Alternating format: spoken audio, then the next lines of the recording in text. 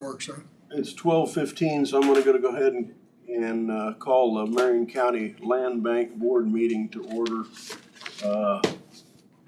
We can start out with flag salute. Be good for us to do it twice. I pledge allegiance to the flag of the United States of America and to the republic for which it stands, one nation under God, indivisible, with liberty and justice for all.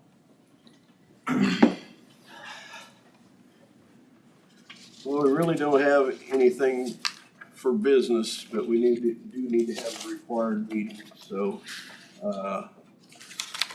is there any, off-agenda items since we don't have any in? Well, we do have the minutes for approval from the last Okay, we meeting got the minutes from, April 1st. April 1st. I'd move to approve. Second. It's been moved by Commissioner Mueller, seconded by Commissioner Gehring to approve the board minutes from April 1st. Any other discussion? If not, all in favor say aye. Aye. Opposed? 4-0. Stuck. They've been in my folder for a long time. Good thing you kept the folder. Oh, we off agenda. We're off agenda, so if you got any business. The lot purchase, does that go through the land bank at all, or? Okay. Just, Oh, the one up here?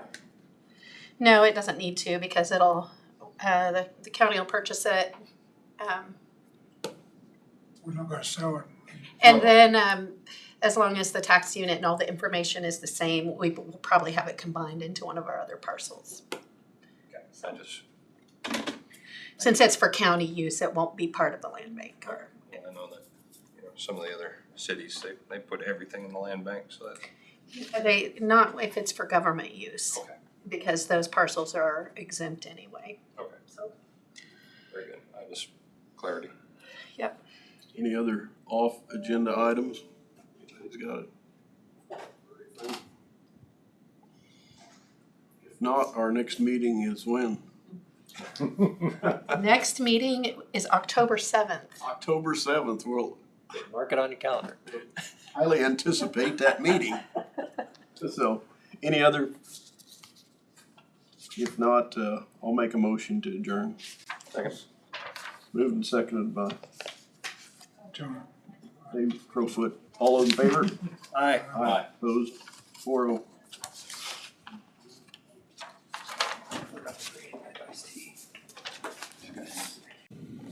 Okay. Let's begin with the flag salute.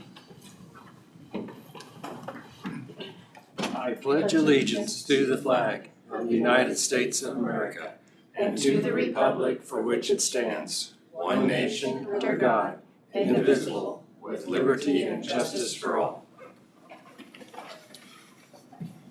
Welcome everybody to the July 1st Marion County Commission meeting. Commissioner Dahlke had an issue come up this morning. He'll either be here later or he'll join us online. So we'll begin with public comments. Okay, public comments in the room. Anyone on?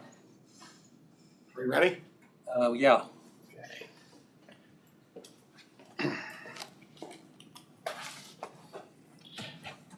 Tom Britton, rural Florence. Well, I was in last week, good afternoon. And then we were discussing the decommissioning agreement. And the question was whether we had a bond or a letter of credit with it.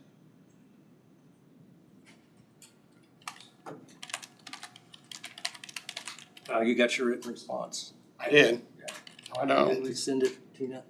No, I have a letter for you guys to sign with Okay. all your. We'll sign the letter and get it to you today. Okay. You can't let me know what it is? Get your written response. Okay, well, I guess next week. Well, I kind of took around a lot of it. Yeah, and then I can read it next week, or am I allowed to do that? And we can discuss it then, or? As I explained last week, Right. public forum is your chance to make comments. All right. If you want to have a discussion, you get on the agenda. Well, if you'd let me on the agenda, I could do that, but seems like I have a heck of a time getting on there. Yep. So let's talk about the drainage, I guess. And, I see they was out there and they done some, they put some flags and stuff up, so I was wondering what's the latest on that. Yeah, since you wouldn't give us an address, we did find where it was, and we sent the road and bridge crew out to look at it. And once again, we gotta wait till next week. I'm sorry, Tom, but things don't happen overnight. Well, yeah, but I asked you, weeks or 2 weeks ago and stuff, and Tina, do you have an update for me? I do actually have There an you go. update on it. that So, was rough. Lord. Go ahead, I'm sorry. okay, basically, when we found out where it was, Road and Bridge did go take a look at it, and they've entered it into their ticket system. So based on priority, they said they can put a culvert in over there. But So who's it'll paying? be, Who's paying for it? it's on a county road. Right, but then again, the damage, they don't have a It wasn't culvert in it. it wasn't anything to do with the wind farm itself. That area has always been. Yeah, I know, I drive down and I've been down there, I've lived there for 45 years and It's a- I've been it's a- down before and it's worse than Okay, it Tom, was. let's tone it down. So basically, the answer to your question is, it's been entered into their system and they go on priority, so at some point, they will put a culvert in. I don't know The that, county's expense. yes. Okay, well, I guess that's it. I guess I'll wait till next week. I'll tell you, I'm not doing very good again today. Thank you for your time. Okay, anyone online wish to make public comments? Mute your microphone. All right, not seeing any, we'll move into agenda approval. Any additions to the agenda? I do need to put an executive session on for security. It can be during admin or any other time. Anything else to add to the agenda? If not, the agenda will stand approved, and we'll move to the county clerk. Okay, I have the minutes for June 24th and June 28th. Okay, Commission's had a chance to review the minutes. Any additions or corrections? If not, is there a motion to approve? So moved. Motion by Commissioner Gehring, is there a second? Second by Commissioner Becker. All those in favor say aye. All opposed nay. Motion carried 4-0.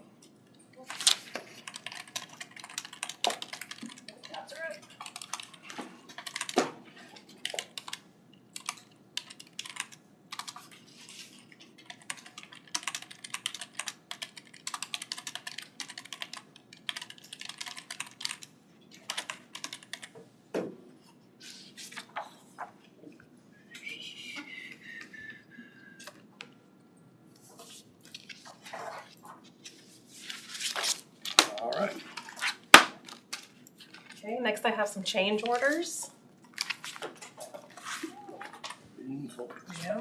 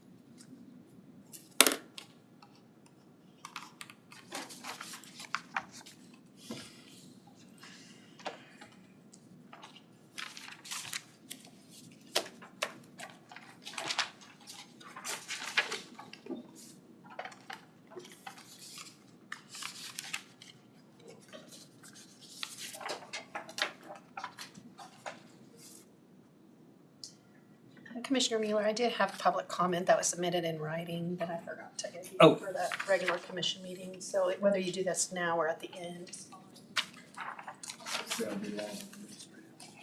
What's that? We'll see how we get along on it. Okay, that sounds good.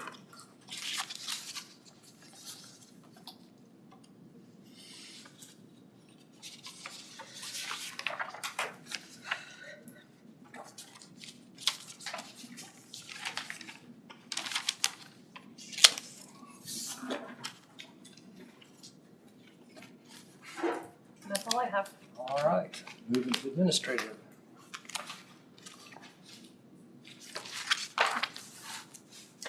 So, some of the recent public comments that you've had, I did have some written responses based on, from information from planning and zoning. And, so I think I sent those to you to review. I do have those ready to sign, for the commission to sign, if you're okay with those responses. Any suggested changes to the responses?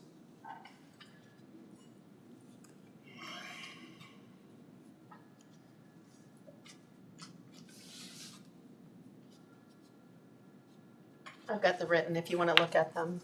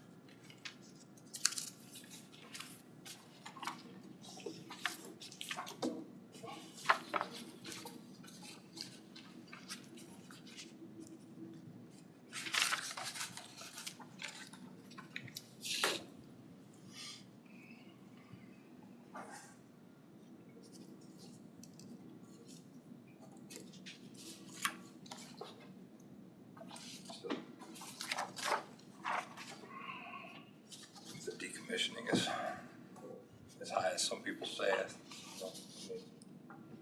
Hopefully planning and zoning is paying attention to that. Still a negotiation. Well, I can't do anything about the existing ones, but any future ones that would come up. That'd be a whole new discussion. If it comes up. All right, you got the letters? When Randy comes on, let's see if we can use the stamp on his. Okay, sounds good.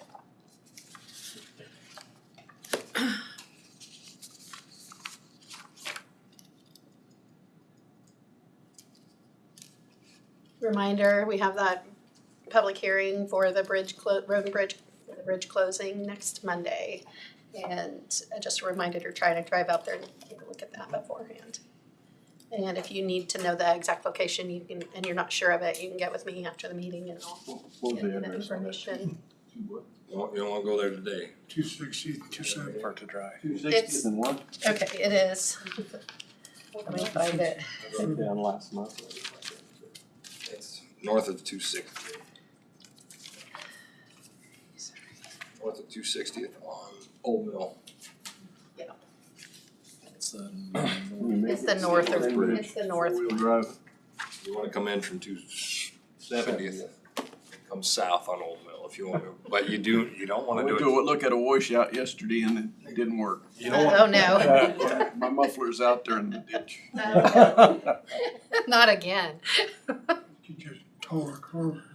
If it hadn't have had all-wheel drive, I wouldn't have got that. Okay, in the packet, you had revenue reports, you had the administrative report. And then, we have information that the cost share application that we submitted for the next section of 290th was not approved. So we were not awarded that. Next one will be this fall. I think. That's spring and fall. Next spring. Does anyone have questions on any of those items? I'm guessing they didn't give any reasons. They just said they had it's the standard denial, just basically they had more projects than they had money. So That's the same response we got the last time. Sorry, Commissioner Becker, did I interrupt you? No. Okay. Okay, so one thing I wanted to check in with you about was the process for public input on that 3030 matter, and then also about setting the meeting, the time and the location. I know you had said to do it in the regular commission meeting, but I think you may need to think about that. And then that also is the same thing that this public comment is about. So I don't know if you wanna, the suggestion, one suggestion that we received is, if we are going to have a resolution, maybe have the draft available for the public to review prior to setting the meeting and then get feedback at the meeting.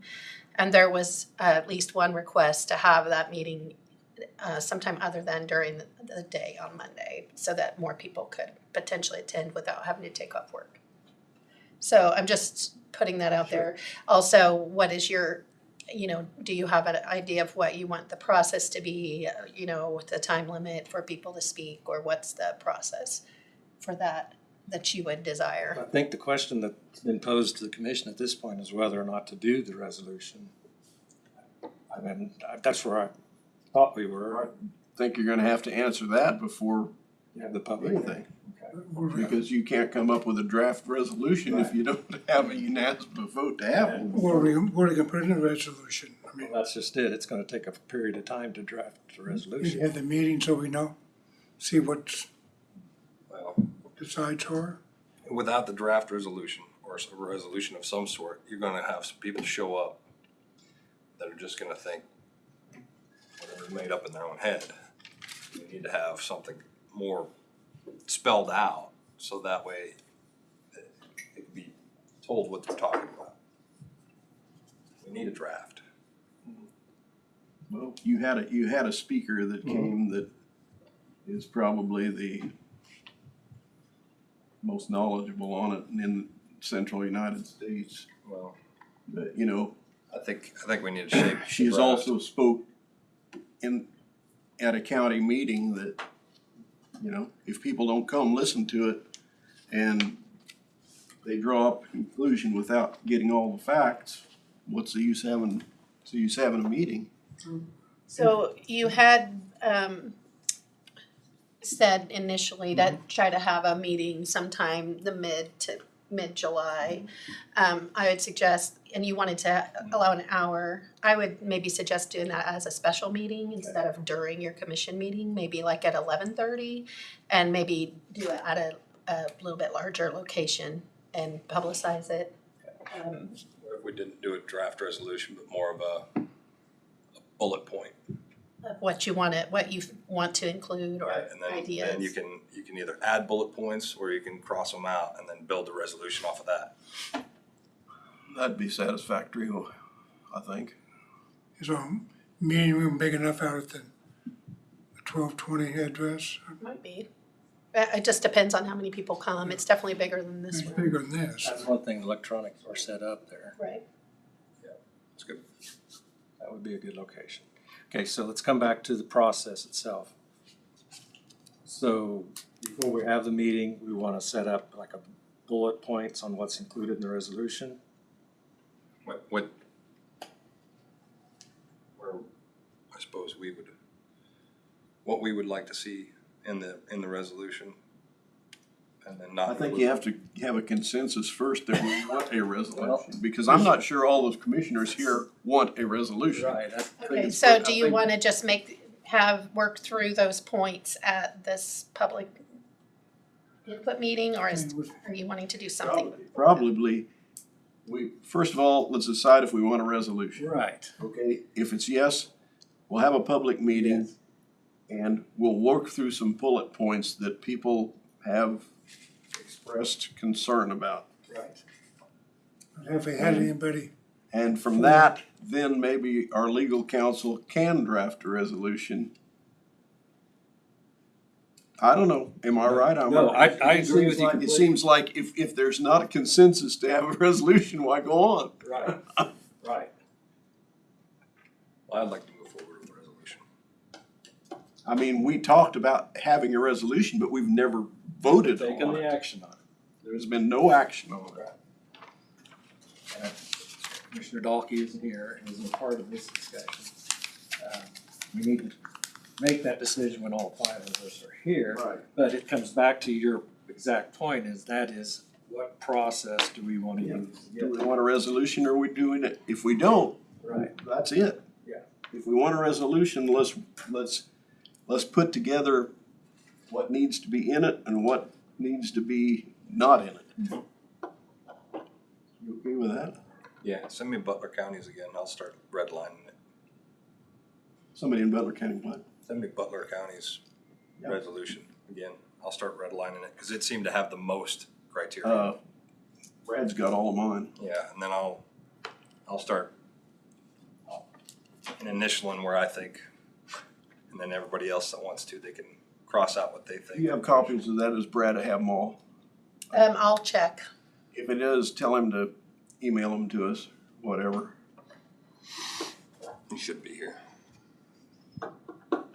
Okay, so that's why I hadn't scheduled the meeting, because I felt like we had a lot of We things haven't, up in the air, so exactly. I had not put that on the agenda yet. But, you know, we need to vote on it because the longer we do, there's people all over the county that have the whole wrong idea about this. And I might address this to the Marion Record, 30 by 30 is not a conservation program. It's an executive order by the Biden regime. It's not a conservation program. It is an executive order. And guess who's here? Perfect timing. I'm not sure that's a good thing. Hey, you may not want to stand, just Stand? stand and don't give think us so. advice. So, where we're at is on the discussion of the 30-30 Yes. executive order. Resolution, whether public input, what process, egg, chicken, do we need to go through a decision process on coming up with a draft resolution or bullet points first before having the public input, or get the public input on whether or not to do the resolution? You can do it either way, actually, and I've got a set of bullet points for things to be considered. That was Commissioner Becker's idea. I did the, previously when I was dealing with Claude, did a complete summary of the executive orders and the history of it legally in terms of the federal legislation. And then the second page is all the bullet points. So these are the things you should consider. I've added some things to them from kind of a random survey of a number of counties where I knew someone. So there's like 7 or 8, I think, in there that I talked about, some of whom have passed, some more strident, less strident, and some who are still holding. And I only think one that hasn't done anything of the ones that I talked to, but then I haven't surveyed the entire state either. But I have all of that in this as well. So I was planning on that today when we got to my Oh, okay. part of this. Okay. We can have further discussion at that point. Is that, Whichever you want to do, so that's fine. we're getting close to the end of the administrative.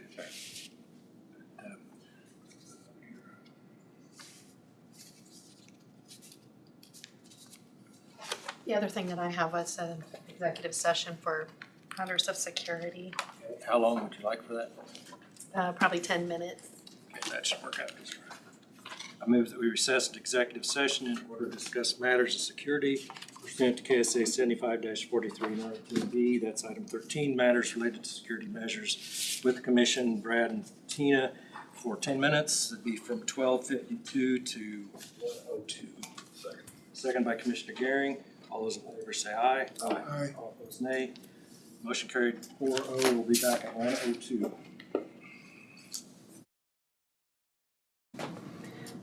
All right, we are out of executive session. No decisions made. So the last thing I have is Road and Bridge Superintendent contacted me this morning, and there was a lake resident that requested millings out there. And they used to keep a pile out at the lake of millings for the residents to come and pick up and spread. And so I said that they need to go through Isaac, but I wanted to know if the board wants to put a pile of millings out there like we have in the past, or if you want to wait a little bit and figure out if there's some other. Where do we get them at? Road and Bridge has some. they usually just bring a pile and, like, they bring a load and dump it out there, and then people can come get it. Harry Nelson's got a bunch. This We part- are, Road and Bridge already has some. Don't we always have some rock out there? Well, in the past, we've had rock, and sometimes we've had millings, the asphalt, like millings. So does the board want rock and millings delivered out there for people to utilize? If it's been a previous. As long as they have to haul and spread it themselves. Alright. We're not spreading it. Does that sound agreeable? Is there any opposition? No opposition, just to make sure, I mean, Isaac's good with it. I'll He's okay. chat with him about He's it, okay but, with it, I'm- okay. All right. Thank you. I'll follow up on that with both of the department heads. There's a whole yard, he can probably sell it to somebody. Okay, that was all I have. Just remember at the end of the meeting Yes, to I've do got it these written. other public comments. And circle. Okay, thank you. All right, is Isaac ready? Isaac. Josh. Josh, Not Isaac on my head. Josh. I thought I saw a flash of someone moving.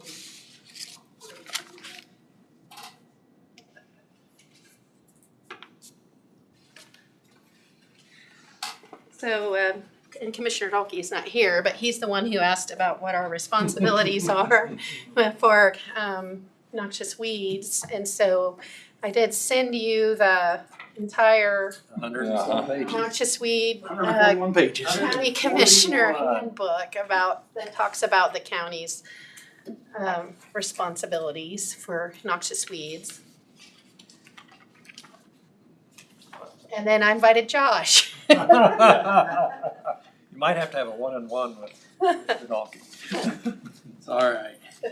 I did see him last week. I was out digging up some musk thistle. Oh, okay. So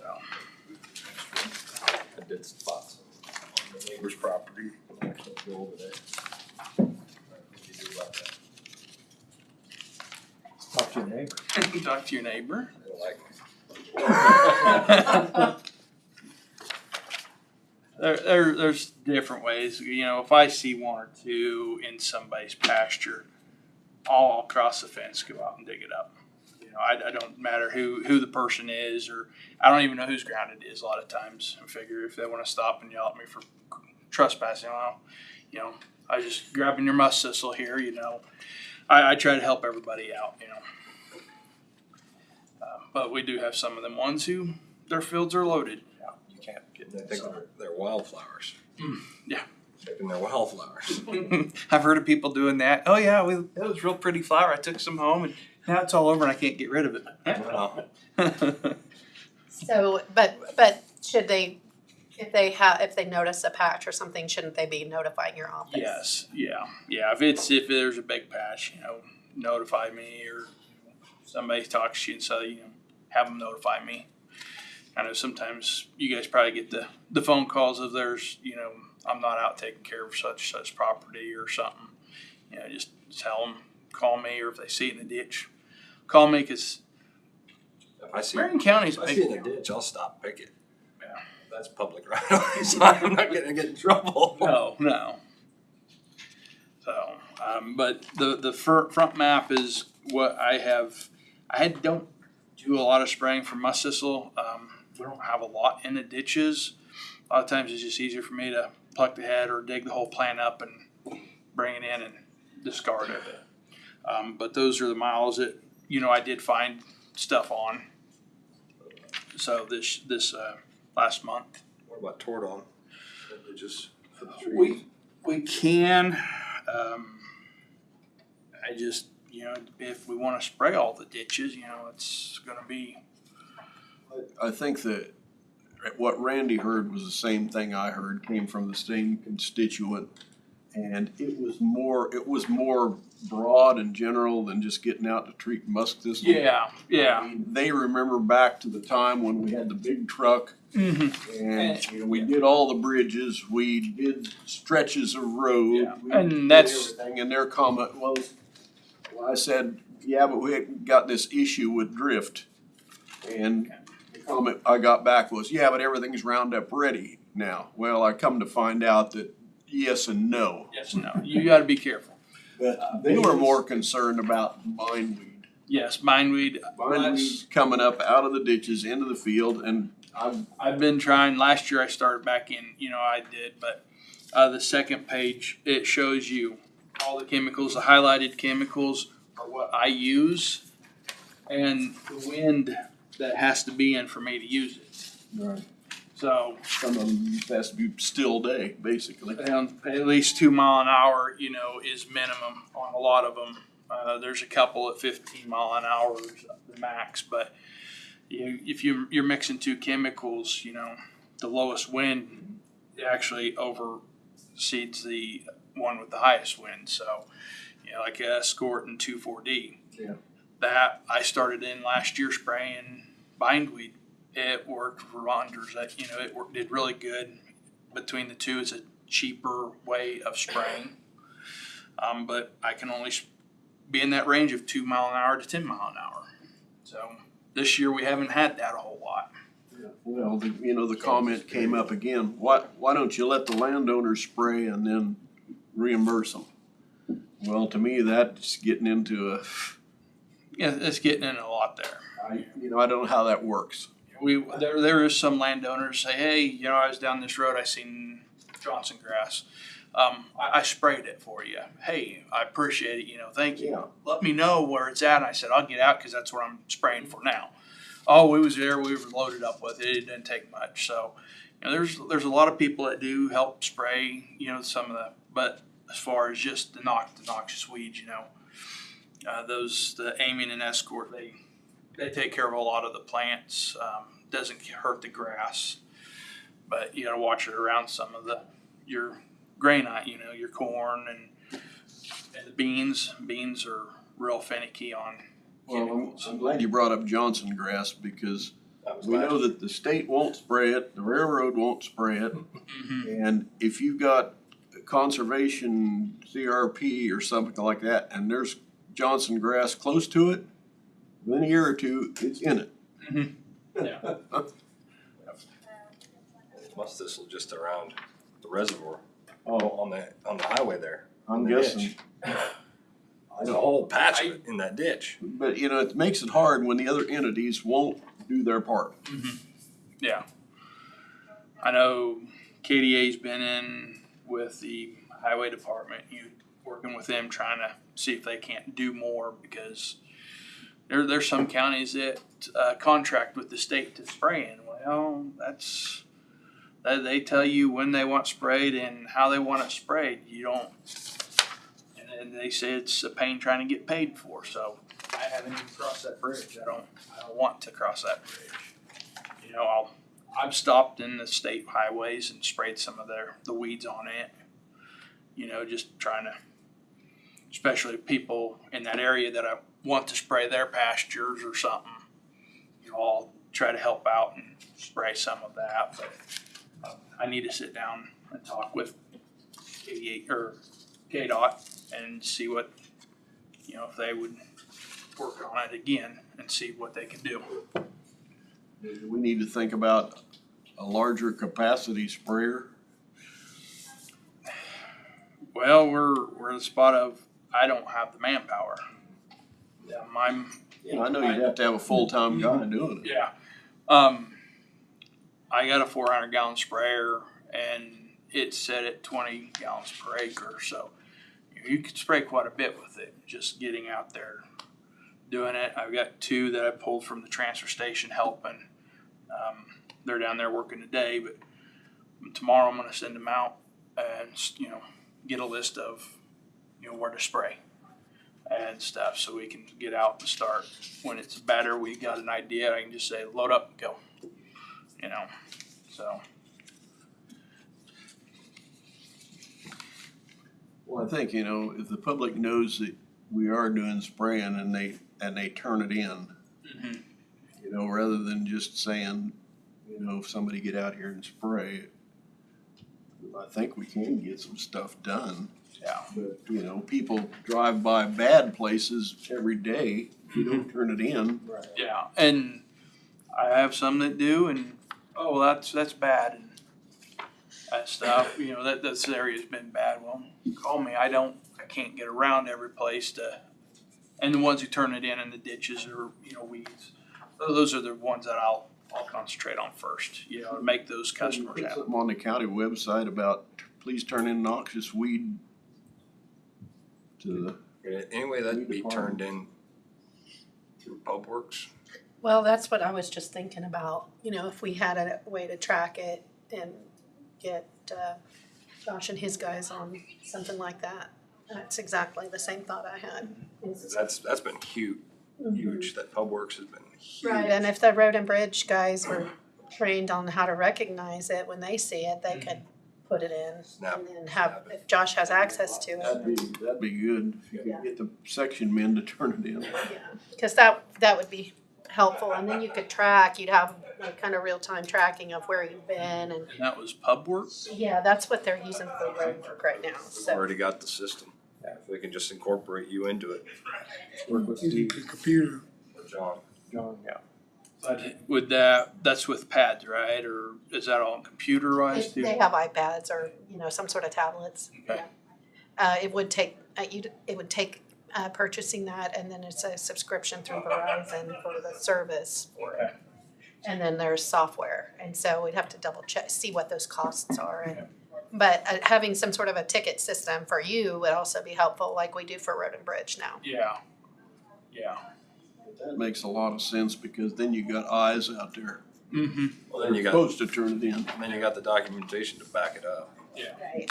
It'd be easier to track where you, because it kind of keeps track of where the guys are at and what they're doing too, so. Okay. Good idea. I'm always looking for the tape. Yeah. No. And Josh does have on his equipment list to potentially purchase a trailer to be able to transport that side by side, and then a big tank, a water tank and all that, so he can do more mobile spraying too. That's the issue, having water.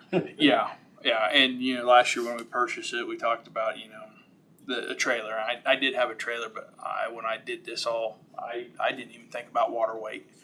You know, I did not even think about that one bit when I have a trailer that will pull it, but it won't hold it with the water weight. don't have enough tires. Not enough frame under it too. So. Wait.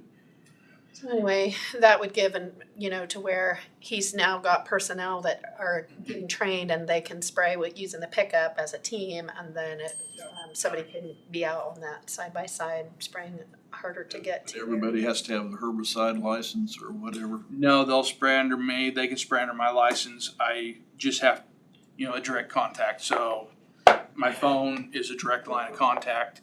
That's all they have to spray under my license. And just a reminder, property owners can come and purchase chemical and spray their fields and pastures, And that's for the same price as you buy it for. Yeah. You're dictated somehow that you have to do it that way. Yeah, I kind of got a little caught on it this year. I always sell it for a certain price, but I've never added in my a 25%. I can add 25%, and they said, well, you can't really sell it at this. You have to sell it in this percentage, like 75% of what you bought it for, but you can add a 25% of. You're basically at cost then. Yeah, I'm back to cost. I gotta get it all put out on paper, and that way, if we get checked, they can see, okay, this is what you would, but you're. But it's still quite a bit less than retail. Yeah, it is, yes, yes. If we can just keep chemical in the shelves this year. I'm sure this year it's going out. We've already gone through a pallet and a half of dicamba. I just ordered a pallet of Remedy, and I sold out of dicamba, so I'll be getting a price on that back to you. So we're selling quite a bit of it as long as I keep it on the shelves. The guys you're buying it and getting it out and doing their job. So. Tordon was sold out the other day, so I know that other stuff is going out too. Not from you, but around the local shops, it's sold out. Yeah. Josh and I've been doing a little bit of, he's been kind of reallocating some personnel in different ways and trying to see, you know, how we can get the best use out of the staffing that we have. Good. That's good. Yes. One more. It's not a musk thistle, but it's a thistle. Kind of a pinkish deal with an egg head on it. What is that? Most likely it's the ditch thistle or wavy leaf thistle. Kind of got a white bottom on it. Yeah, the leaves will be real wavy.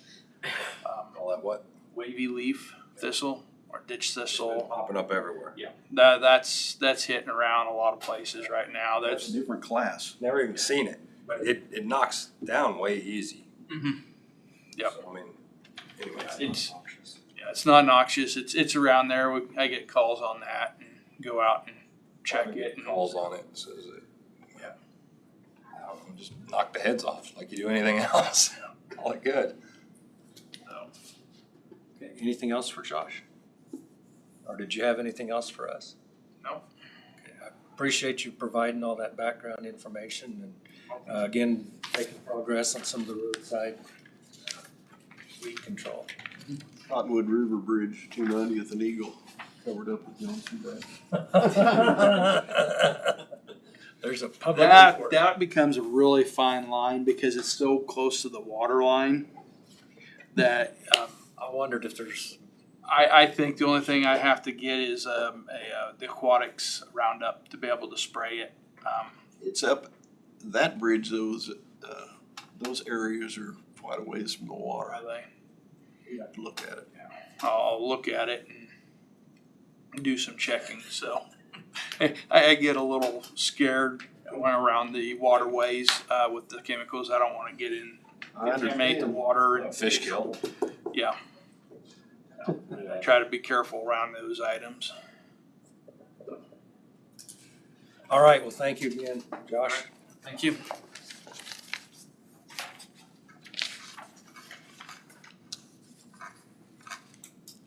All right, Brad, where would you like to start? Start with the 30 by 30, because that's not an executive. Okay, let's do that. This is a starting point in terms of how it all began and the background on it. And it leads to ultimately a number of things that we should consider. If you're really doing a comprehensive, if you choose at some point to do some type of a comprehensive resolution, you want to start from the impetus for this whole process to the Biden administration. And there were executive orders, at least 5 of them, that were issued that start this process, and it began with zero emission kinds of thought processes to begin with. They were looking at a lot of the renewable energy elements of it. All of that is part and parcel of that. And it works its way down, kind of a seamless into a lot of things that at the local level become of concern in terms of these dedicated trails and a lot of different other things that get them to a point where by 2050, 50% of a lot of production land is out.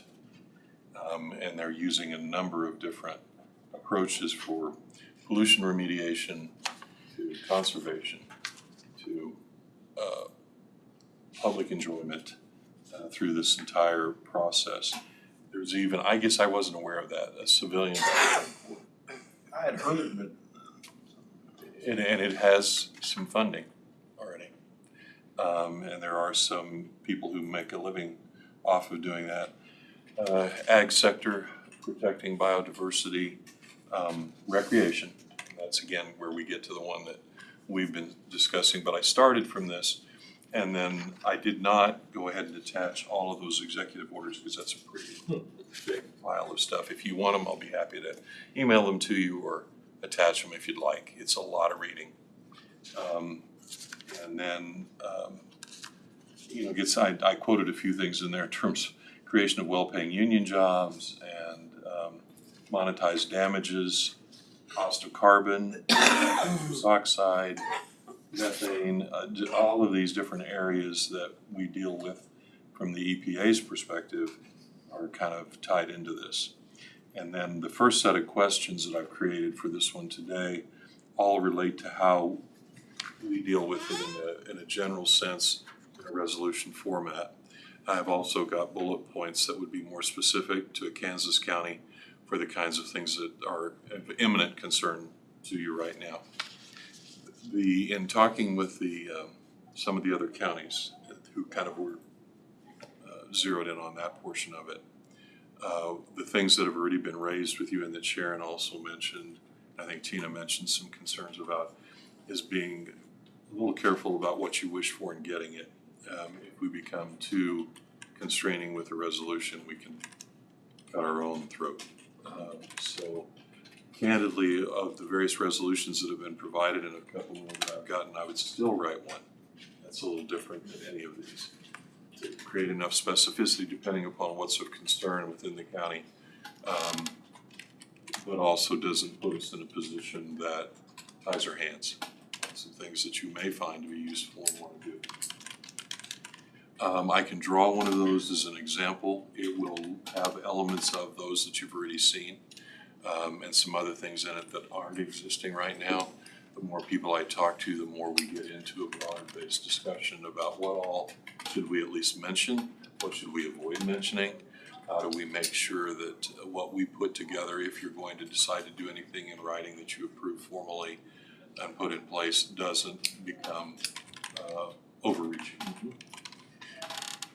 Now, next step in that process, which is what you asked about earlier, which do you do first? Do a resolution like that, and then go ahead and take public input with that in front of them.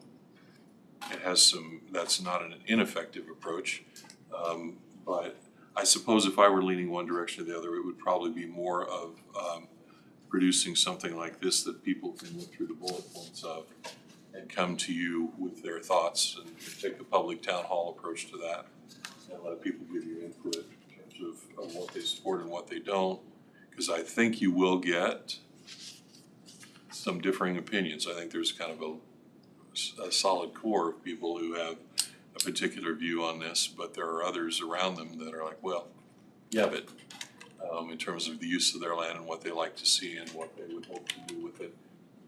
And that's, everybody's entitled to their opinion. Then draft a resolution with all of that input. That's probably my thought, but I'm fine doing it the other way if you'd like. I can draw one, and you can, it's a good set of talking points that way as well. I think the biggest thing is, I don't think any of us here want to tie anybody's landowner rights up. I think we've already heard enough about the national trails, the existing national trails. Not the proposed, existing, and conservation easements. And, I would never stand in anybody's way that wants to do a conservation easement. They just need to understand that it may impact their neighbors. But it's still their land and they can do that. But another thing that has arisen is these high voltage transmission lines. And there is a proposal now to run one from Dodge City to Chicago. And I haven't seen all the details of it yet. I had a person call me and said, if that gets implemented, as I said, it may just be a rumor. I don't know. Maybe I shouldn't even mention it. But it would have a 5-mile buffer zone. 2.5 miles on each side. 5-mile buffer zone for a high voltage transmission line? Proposed law is not through Marion County. It's Not to say that it's. It goes north from Dodge City and then across northern, but it ends up in Chicago. Aren't they building one already? There's one in southeast Kansas, I think, that's. I thought they were going to go for North Kansas City that they already started construction on. I don't know, but the comment period, Started out when I west. got all the information, the comment period was over. Comment period was over June 24th. And it's a good point. As you go through this is why I started with, where it all began, kind of in terms of the pervasive policy decisions that were being made, none of which in their broadest scope people are necessarily going to argue with in terms of trying to preserve the environment. But it gets to all of this stuff, and they go, they're through those initial 5 executive orders, all the way down to, it filters down to all of these kinds of recreational and quality of life issues. And then even there's mention in one of them, and I followed that because I was just curious, the Oglala Aquifer Oh, yeah. and the restoration of some form of water source for western Kansas, a third of which really should never have been farmed the way it has been, obviously. And now that that's depleted and it takes generations to get even a remote portion of it back, and there's no recharge project technologically that's going to do that for you. Now they're talking about building an aqueduct from one side of the state of Kansas clear to the They've other. been talking about that for decades. I know, and They're with, even gonna haul water. yeah. And on that one, the reason I brought it up is like you were saying, on that one, 2.5 miles on each side, that one's 3 to 5. They haven't determined, but at least a minimum of 3 and up to 5, clear across the state, they would bifurcate it with that thing. So that you don't have any potential for getting groundwater contamination into the aqueduct. So farm ground, you would cease that wide a strip. Not even green space for cattle or any kind of, it would be green space, but not any kind of uses in agriculture. There's all kind of subtle ways that these things can bite you. And this has become so broad. A lot of the people I talked to said, well, that needs to be taken care of in the courts. By the time it gets to the courts and the courts actually look into it, you've already lost your rights. You'd be fighting to get them back. Plus the time factor. The firm that I started with many years ago, one of the attorneys there made his living off of litigating that to the Supreme Court of the United States. When Wichita was attempting to gather up all those water rights in areas around it, he was hired by a lot of the interested parties and farmers and those in that area. And that piece of litigation, including all the appeals, went on for 17 years. Oh, yeah. So, Well, Kansas water rights with Nebraska and Colorado have been in the courts since when? The 60s? yeah, I think 70s? in real pursuit of it, at least the 80s. You're talking about 5 decades. So, to rely on the judicial system to protect you on those type of issues, somebody needs to take a stand prior to that. But again, I guess the thing I would say is the cautious approach is probably to be very deliberate about what you choose to pass and make sure that you don't have unintended consequences with it if you do. You can do a very general one, and I've got examples of that just make the kind of the policy statement that we're not trying to impinge or impair private property owners' rights. They can choose to do what they want. However, in a broader sense, don't want it to become so burdensome on contiguous or adjacent property owners that you've impacted someone else, even though you didn't even think about it or intend to.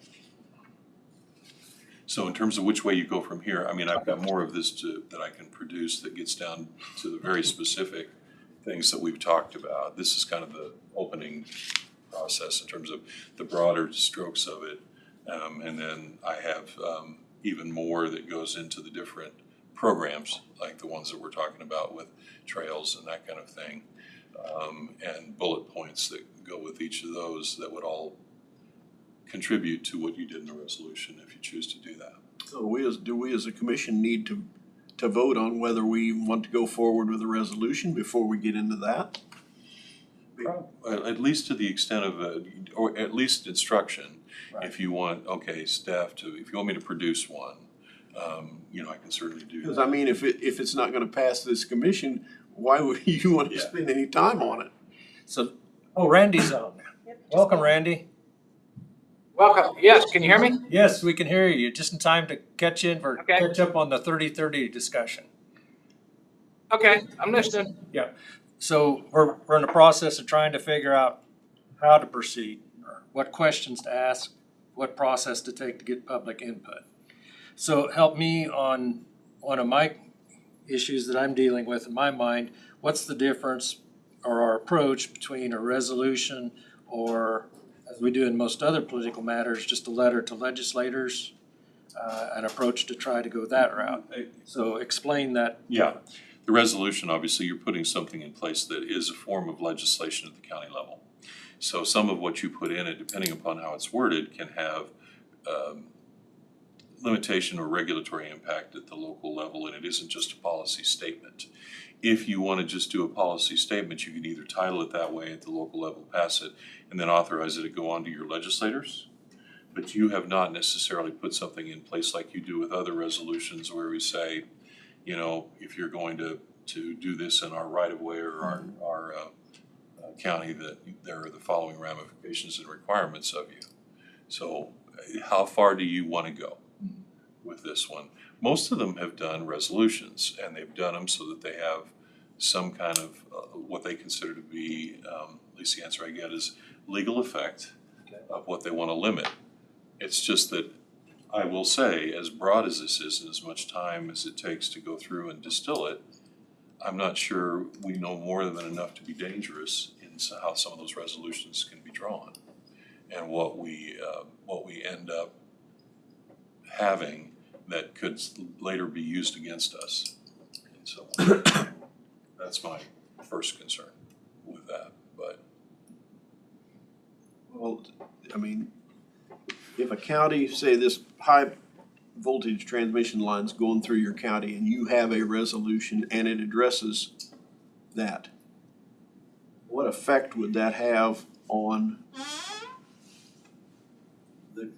the construction of it, basically? depending upon what it is, and if it falls under federal law, you know, like we can draw all the resolutions we want about what a railroad's gonna do coming through our county. It's what, it's just us, you know, kind of just the wind at that point.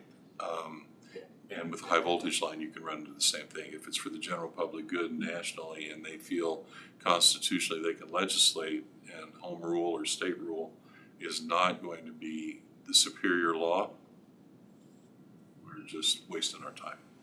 On the other hand, it does make a difference on something that the state regulates. If we have high voltage lines, but that then is broadly construed to include a lot of the other kinds of lines that we run through the state, you can find yourself inadvertently outlawing something in your county that other counties don't, and put yourself at a disadvantage in terms of economic development. You know, if you can think it through that way. So How do you tie your resolution to what is currently in planning and zoning? I mean, so the transmission line, yeah, we'll allow it, but you can't have 2.5 miles on each side of it. Yeah. Our rules and regs say you get a 20, 30 foot span. unless we are overruled by something that is considered to be superior law. I'm gonna refer to Sharon. Sharon, can you hear us? Are you listening in? Yes, I can hear you. Okay, I think maybe we're veering a little bit off base here, but the discussion is veered toward transmission lines and I guess concerns of putting that into a resolution. Aren't there already policies and procedures in place for transmission lines? Yeah, so the easement for transmission lines is all handled by a higher jurisdiction than the county, and those are signed with private property landowners. As far as, you mean like whether they would need a conditional use permit to place overhead transmission lines? Yes. Do they or do they not? No, the county no longer requires overhead transmission lines to be included or to have a conditional use permit. Wow. So there wouldn't be a thing we could say about their 2.5 miles buffer zone on each side. Commissioner Becker had a question about the buffer zone. Some of the talk is like a 2.5 mile zone on either side of the transmission line. Would you have any input on that or comment? So right now, the way the regulations are written, the county would not have the jurisdiction to require that provision. We wouldn't want to Or enforce require it. it. we, Or stop it. we wouldn't want them to have a 2.5 mile buffer. So at this point, the only entity that could require that would be like, what would it be, NERC or FERC, the Yeah. Federal Regulatory Agency? Or more Brad, likely- correct me if I'm wrong No, you're about right. that. You're right.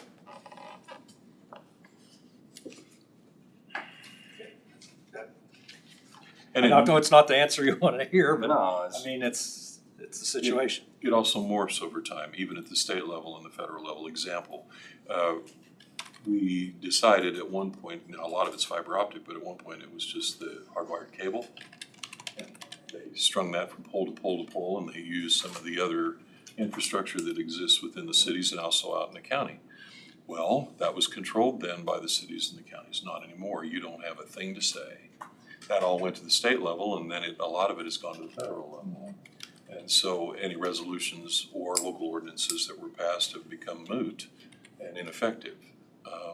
But yet they're still out there, and so certain other things that even as a franchise holder like Evergy wants to do, suddenly it impacts that in ways that you didn't expect, and they're coming in and going, I can't upgrade what you want done because you've outlawed us being able to put a certain number of lines or certain gauge on your poles.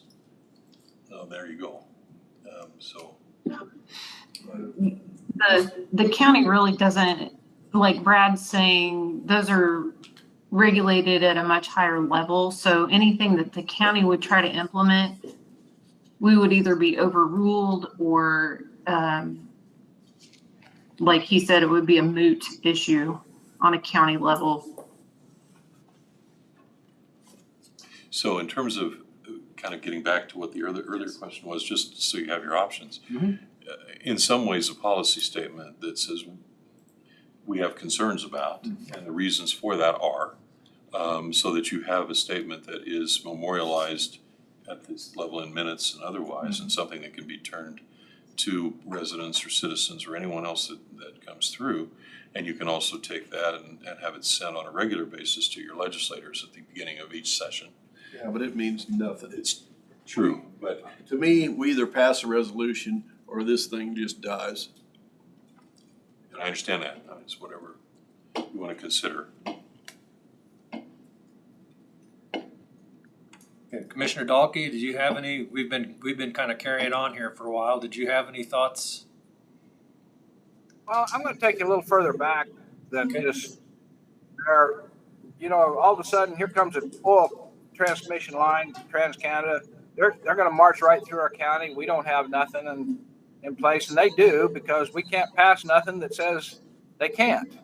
And so, you know, and they get a 10-year deal, 10-year abatement because of federal ruled everything there. We didn't have nothing to say, just greet them and try working with them. That's about all we could do. And that's a Dan Hollip deal, if you remember. Dan was pretty big on that. But this here comes along, and quite frankly, and I haven't followed it for more than 60 days or so, or 60 or 90 days. I know Kent and maybe somebody else has followed it farther than what I have. And anything we've done with the wind farms, when that come along, well, we thoroughly looked at it and tried to make some decisions on it. It wasn't a hasty decision. Right now, I think I don't know, about like the crypto mining and stuff like that. How do you make a sound decision that won't affect you later? I mean, you may think it's right now, but later when they bring something else, then wait a minute, maybe we shouldn't have done that. So I don't know whether to do it or not to do it. I don't know what the resolution would say. If we had a draft resolution, I don't know what it would emit and what it wouldn't emit. So that's where I'm at right now. I'm stuck. I'll just tell you, I'm stuck on which way to go and not decided on either way yet. So that's my 2 cents worth. Okay, thank you, Commissioner Dahlke. I think, well, at least that's where I'm struggling a little bit, is whether to go with the resolution approach and the possible consequences, or policy statement. which is the way you put it. I was gonna say just a legislative statement. I really wonder if, based on the number of counties that are doing this, no one county is gonna think they have any type of say in anything. But if there's a broad-based coalition of counties that have passed resolution, maybe it would have a little clout. We'll tag on to that, because enough counties do it, then maybe the state will, all right. And they will make something more uniform for everybody, but without giving them the encouragement to go forward, without having these resolutions. This is where I'm on board with you. The other day, wasn't it 28 counties or something like that had passed a resolution? Is that what I remember correct? Yeah, I think so. So if Okay. you break 53, maybe the state legislature will handle it. Commissioner Crowfoot, do you have any comments or No, position? I'm just trying to decide who's on what side. I found the grain belt expressways, 800 miles from Dodge to Chicago. Didn't say anything about setbacks. Which didn't bother us, but Yeah. I can't believe 5 mile. I mean, if you were trying to farm and all of a sudden the federal government said, you've got a 2.5 Yeah, to 5 mile an hour easement, can't see that ever and happen. here's what you can do with your land. Isn't that a land grab? That is a land grab.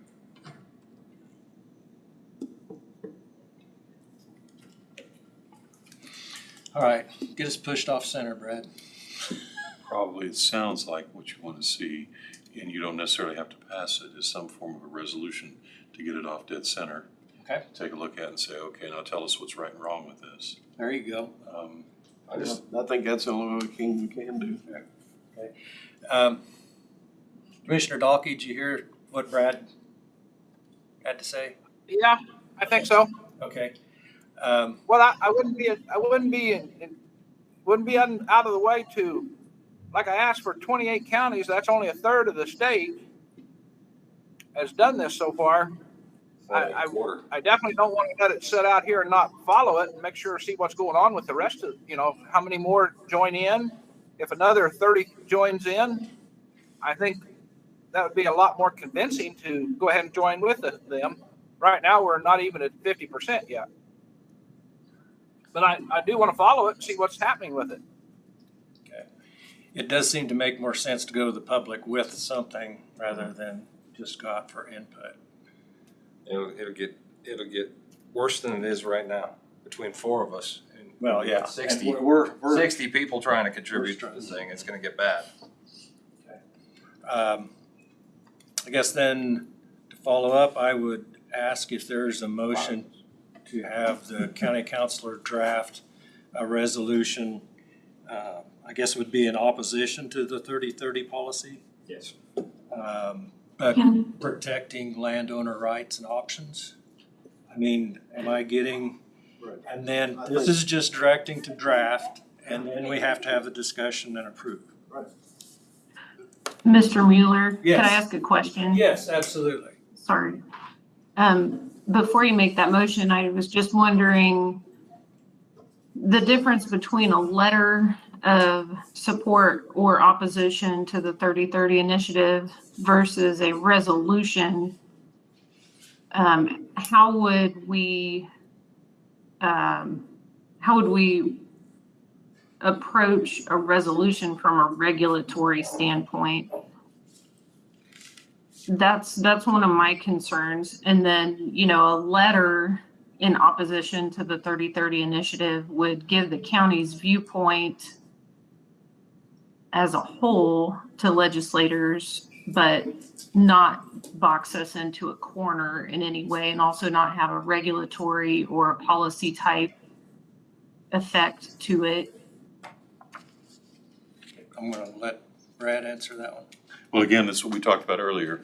If you do a resolution, basically that's your form of legislation at the county level. So you're creating something there that at least has the power of law with it.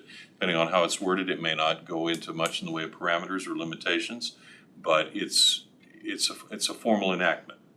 With a letter, you can all approve it, just like we have in certain other instances, in support of a particular activity in the county or a particular, I don't know, something to do with the corridor when we were looking at tourism. But it is not going to have the impact or effect of being a legally binding form of legislation that you've put in place. One is more formal than the other significantly, and has the power of law, because at this level, at the county level, you regulate, and resolutions are how you do that. So Sharon, what I'm got, No, she's there. She's there. She's one of the four. oh, okay. Ashley, I'm one of the four. you hit her.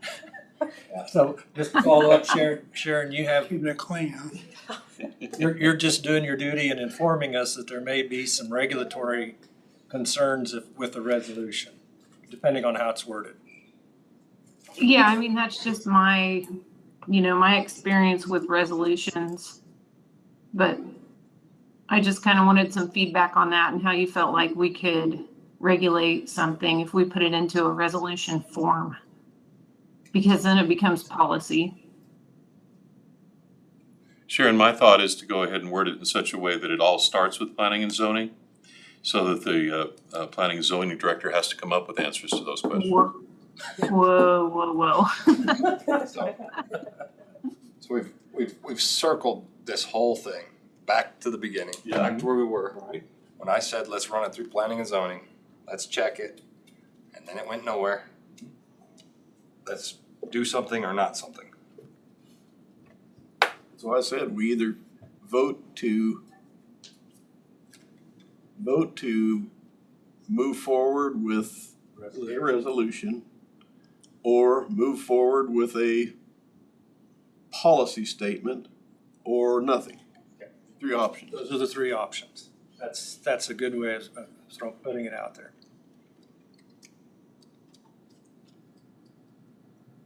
I guess I'd be in the position of a policy statement versus a resolution. I'm just putting that out there. I mean, I think it's fine to say that, but if we don't do anything that doesn't have any kind of clout behind it, why do it? I think it's one way or the other. Okay, Commissioner Dahlke, your thoughts? Like I said, I'd like to follow it. I'd still like 3 months from now, 6 months from now, come back, revisit, see what the majority of our state has done, see why they've done it. I'd like to know a little more why they've done it. But I don't, I'm not ready. I mean, I need to spend more time to take a good look. Is there a big push for them against this 30, or a big push for this 30-30 for the government to take the land? What's the big push right now? What is it? CRP ground, or is it what's happening with it? No, it's the way that they're using different government programs collectively to be able to extract what they want to do. It's just like the CRP in eastern Colorado and eastern Wyoming, where they have put in what they call, that's now a wildlife corridor. So that means you got a piece of CRP up in Wyoming, you want to sell it for $500 an acre, but the buyer finds out he can't put a fence on it. So you end up getting $50 an acre. Is that government overreach or is it not? That's what you'd have to determine. Okay. Yeah.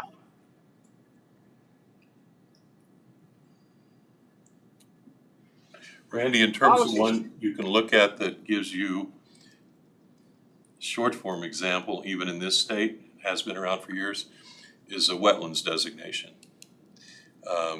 If you have that, the amount of burden you have on that property is pretty significant, and most people, when they signed up for it, myself included, didn't have the faintest idea. But I couldn't even go in and trim it out or get rid of wild trees beyond a certain point, or do anything without having to refund the entire program's resources that I'd been provided if it's over a 10-year period. And then there were also penalties on top of that. And you had to give back 10 years worth, even if you was in the third year of it. Correct. But that program does have an out after 10 years. Yes. See, These don't. This is perpetual. These is all perpetual. yeah, and see, Perpetuity. those are the ones that are more alarming to me, is once they have it, there's no way out of it. We all learn lessons through life, but if you're not stuck for life, then you're not truly stuck. You just made a bad decision. I think you can all remember when we had to close 300th up there northwest part of Marion County because we had put in the wrong type of water structure on a navigable river. Yep.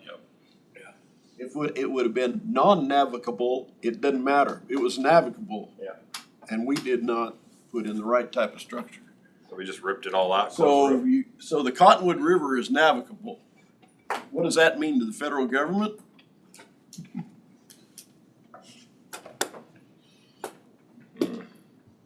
All right. I'm in favor of a resolution, but I don't want it to be so intrusive that the county becomes overreaching. And I don't know how to word it. I'd have to see a draft and then start telling you what I like or don't like about it. We would work toward a resolution that does not put any burden on private landowner. I'm just trying to think of how to word a motion. And any program should have an out. Is it something we could work on and maybe have a meeting in Well, September? I think Brad's gonna try to bring I mean, something. Yeah, but Brad's gonna have some time to. That was our original plan, was that we keep getting reminded of it every week, so. Yeah. I mean, got a good start here. Yeah, and then there's a second one that gets into the specifics of the ones in Kansas. The people that have been advocating here, it's a little bit longer than this, that does that and then has the bullet points for what some of these counties have been discussing when you look at their minutes and what they went through. Because I needed an idea too of how to winnow it down. We have not intruded into any kind of private landowner rights, anything like the state of Nebraska. The state of Nebraska, if you put on if you want to apply for a conservation easement, it goes through the county commission. And from what I'm hearing, they're turning a lot of them down. All of that has been directed to the county commissions. That seems like it's overreached the other way. Yeah, it probably is. I mean, I wouldn't want to be on a board that has to deal with that. I mean, we have enough problems with fences. We don't need no more. Yeah. All right. Still not getting a direction or a motion from anybody. I'll make a motion that we ask Brad to come up with in his best ability, not too intrusive resolution. Second. Okay, we have a motion from Commissioner Gehring and a second from Commissioner Becker. I'm gonna ask you to restate your motion. Ask staff, For county Ashley's. council, There, Brad. county council to draft a resolution that serves the best interest of Marion County and not being too intrusive. And I'm gonna- Protects private landowners' rights Any reference to the 30-30 or Yes. in reference to 30. Opposition to 30-30. have a motion and a second? Discussion.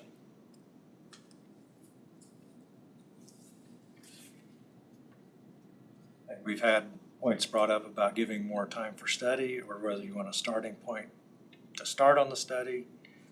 We've had discussion on doing policy statement versus resolution. Commissioner Dahlke, you have any discussion?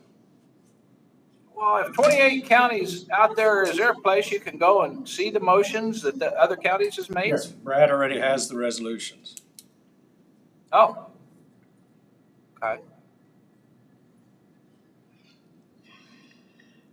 I guess my discussion. No, I don't have Okay. no further discussion, I guess, then. My discussion is asking for a resolution is still studying. Right. They're asking for draft. Yeah. Passing a resolution. No, just draft. Okay.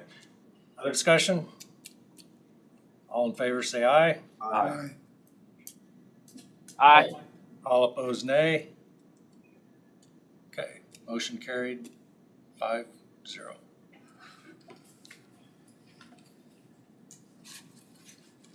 Now we will continue drafts.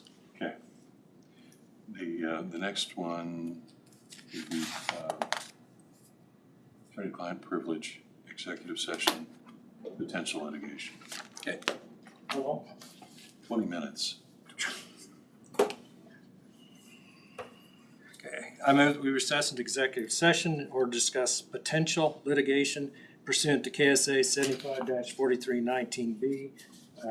To item consultation with our attorney-client privilege with the commission, Tina and Brad for 20 minutes, 2 o'clock to 2:20. Second. Second by Commissioner Gehring. All those in favor say aye. All opposed, nay. Aye. Motion carried 5-0. Back at 2:20. Randy, you want to call my phone? Yeah, I'll call your phone. Okay. I'll turn over. Hey, Randy, from last week, Yeah. what, payday? If you have the executive link, it's way better. The phone is awful. This computer system is amazing. You have that executive link? Tina's gonna send you the link for executive session. Okay. Let's try that. Yeah, the sound would be a lot I better. caught about every other word last week.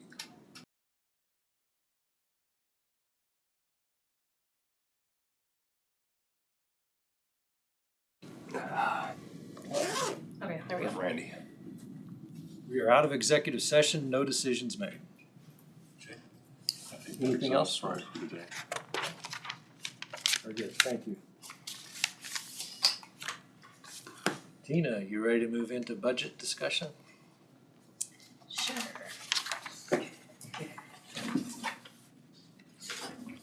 Well, do you have a question on the property agreement for the purchase of that lot?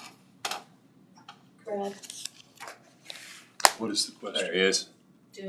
were you okay with that version that I sent you? Okay, Yeah, you corrected my issues. okay. Well, I never heard back from you, Oh, so. I'm sorry.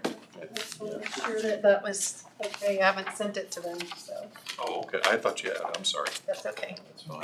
No serious. Okay, let's see.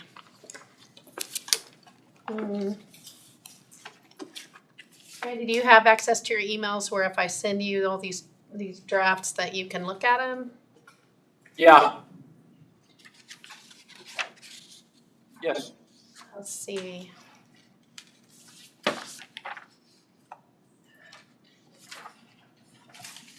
I put the budget spreadsheet in the commission packet area so that maybe we can display it on the meeting.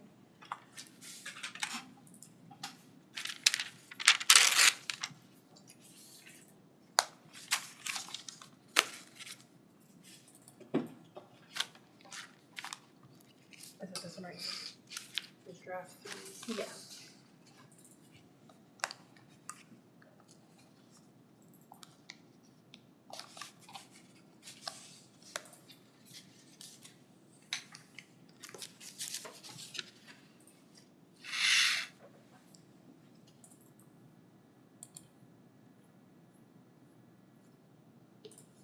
Is that what you're wanting on there?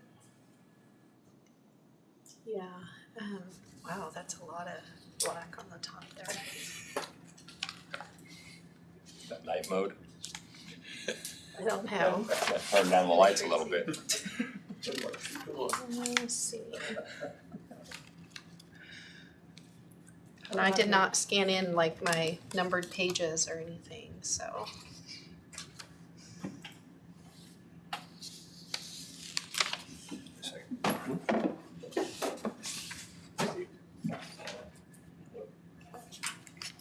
Is that red box a bad sign?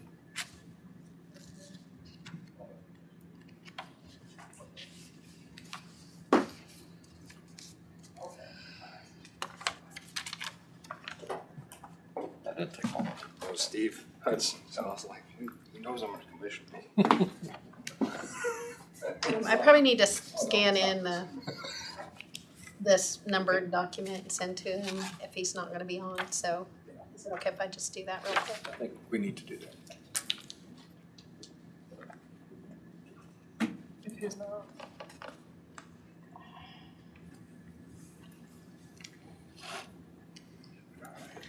It's 25 degrees or 35.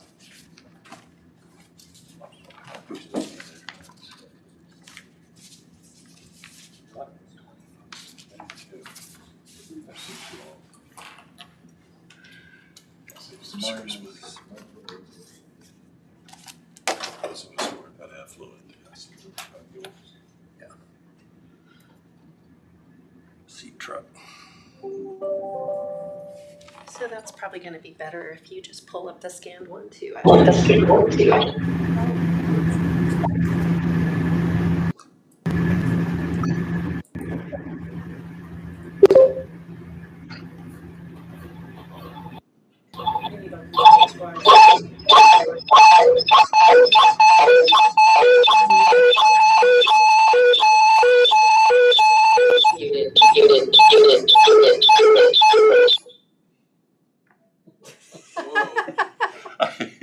Wow.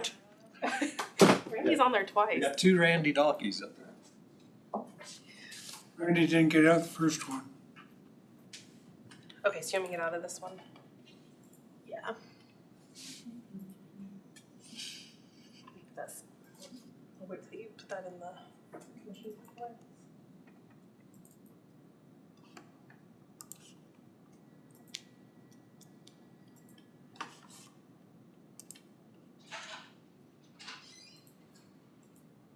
Can I get out of here?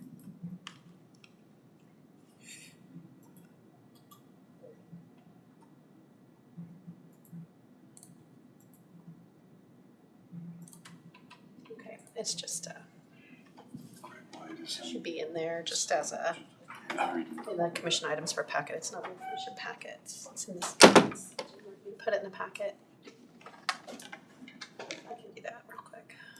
I had to go scan some stuff.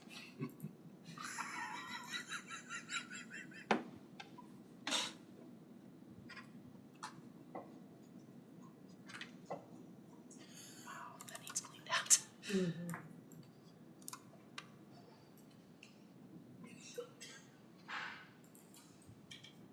Sorry, this is taking a moment. Things take time. Oh, boy. Okay, now it's, yeah, let me close out of it. You should be able to get it. Okay.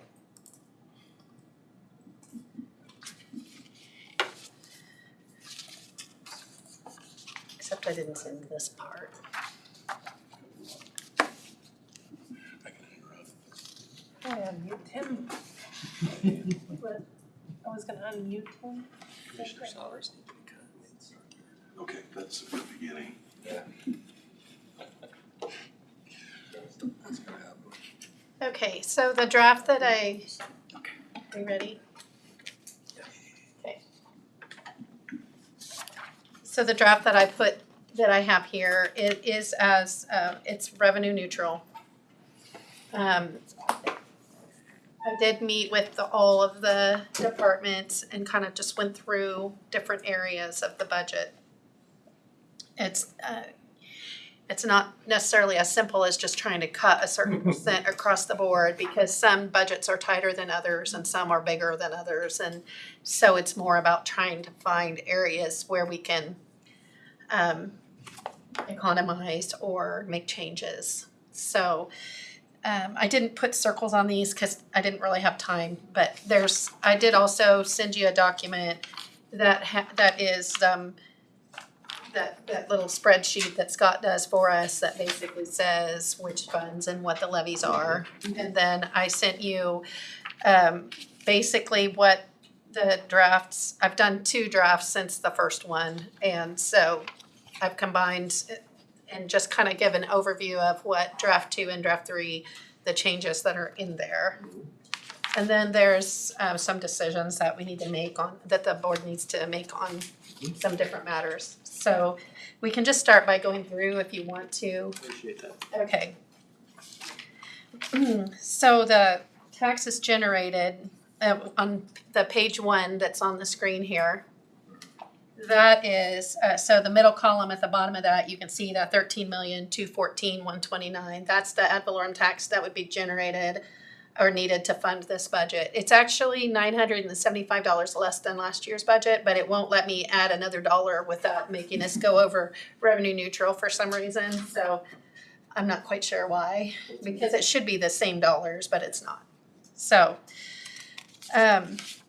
one thing to remember is if you do go revenue neutral and you don't capture any of that assessed value increase, that there are only certain things that we can cut back. And so it will cut into our cash carryover on all these funds. So just something to keep in mind. And, maybe that's okay for a year, but we just need to be mindful that we may have to raise it again next year. And we don't really know what's going to happen. So we'll just go through it as it is. You can make some decisions. This does not include any cost of living increase. So that is something that we can discuss and address separately as part of your decision making, okay? So if we go to page 2, so this gives an overview of the general fund itself. Am I missing a page? Okay, so page 3 and page 2 are switched around. It should be page 3 should be page 2 and so can you just renumber those? So the one that's page 3, make that page 2 and make page 2. Got it. That makes more sense. So maybe I should talk through the changes that we made. I have done my best to go in and update the middle column and the 2025 column with the projected revenues that we think that we might have without being too, with still being fairly conservative because we don't want to overestimate on revenue. So the one thing that we don't know yet is, let's see, where is it on here? The motor vehicle money to come back into the general fund, special auto closeout. It's about halfway down. And it's got 30,000 in the middle column and the right column. Do you see it, Ashley? Can you circle that on the screen for Randy, like with your cursor? Just use your cursor and point it out. Yep. Do you see it, Randy? Special auto closeout, where her cursor's at? His mic's off. I don't know Okay. how to unmute him. Okay, he's nodding. Okay, oops. So anyway, that 30,000 in both years, I need to get with the county treasurer. That's one thing that we're working on, trying to figure out what the balance is in that fund and how we transfer it. So we're working together on that. That one I'm not 100% sure on. So just making you aware of that. So then if you go to page 2 in there. Which should be page 3. This is just a summary of all of the pages that follow. But if you notice at the toward the bottom in the right-hand corner where it says cash reserves 2025 column, do you guys see that? Yeah. Under subtotal a little bit. The cash reserves for 2025 in this budget, the way it is 373,395 cash reserves in the general fund, which is not very much. I circle it. Oh, look. Oh, look at you. Thank you. Okay. Hopefully the circle didn't stay on the screen when you move the page. Probably not. No, that would be annoying, wouldn't it? Oh, it did. Undo. erase all drawings. Okay. Sorry. So, we can go into the general fund detail real quick, and then I can explain how that is. And these pages are also out of order. How much less was that cash reserve than 2024? Hold on.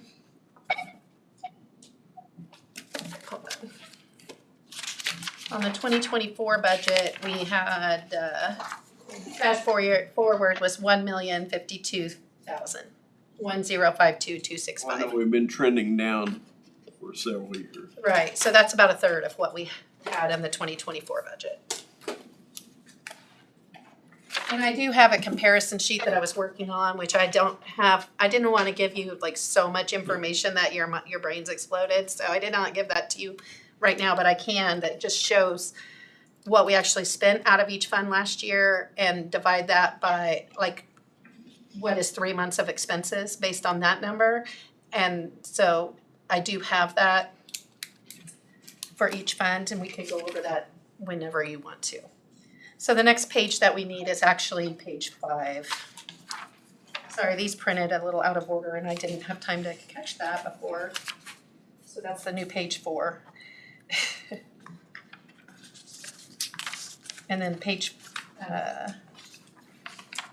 what's currently your number 6 should be 5, and what's currently your number 4 should be 6.